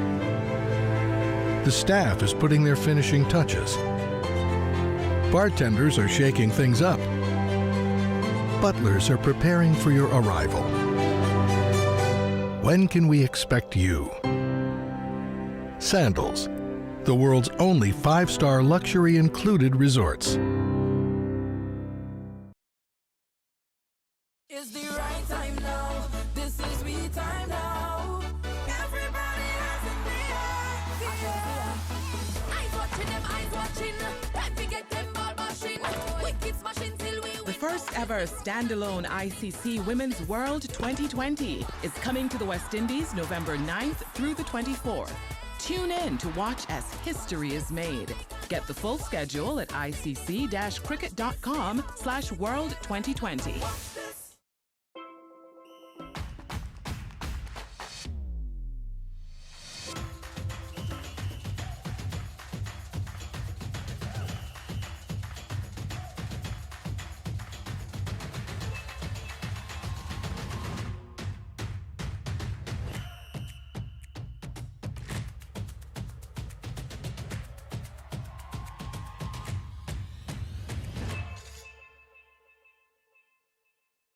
Introducing the all-new 500 ml Eco Bottle from Blue Waters. It's easy to open and full of great-tasting sodium-free artesian well water that doesn't spill when you open it thanks to its wide mouth design. So grab one today. Life is better with Blue Waters. This is what luxury included feels like. Chefs are creating masterpieces. The staff is putting their finishing touches. Bartenders are shaking things up. Butlers are preparing for your arrival. When can we expect you? Sandals, the world's only 5-star luxury included resorts. Well, welcome back. Of course, we're just wrapping this second T20 International, and I've never seen Philo Wallace blush so far in a very long time. He's sitting next to a wonderful, a beautiful young lady. But I have news for him. This young lady, Natasha McLean, could hit the ball nearly as hard as Wallace did it on his day when he played for the West Indies as well. Of course, Natasha starring in 2 games now, and you're really informed. Now you've put your team in a position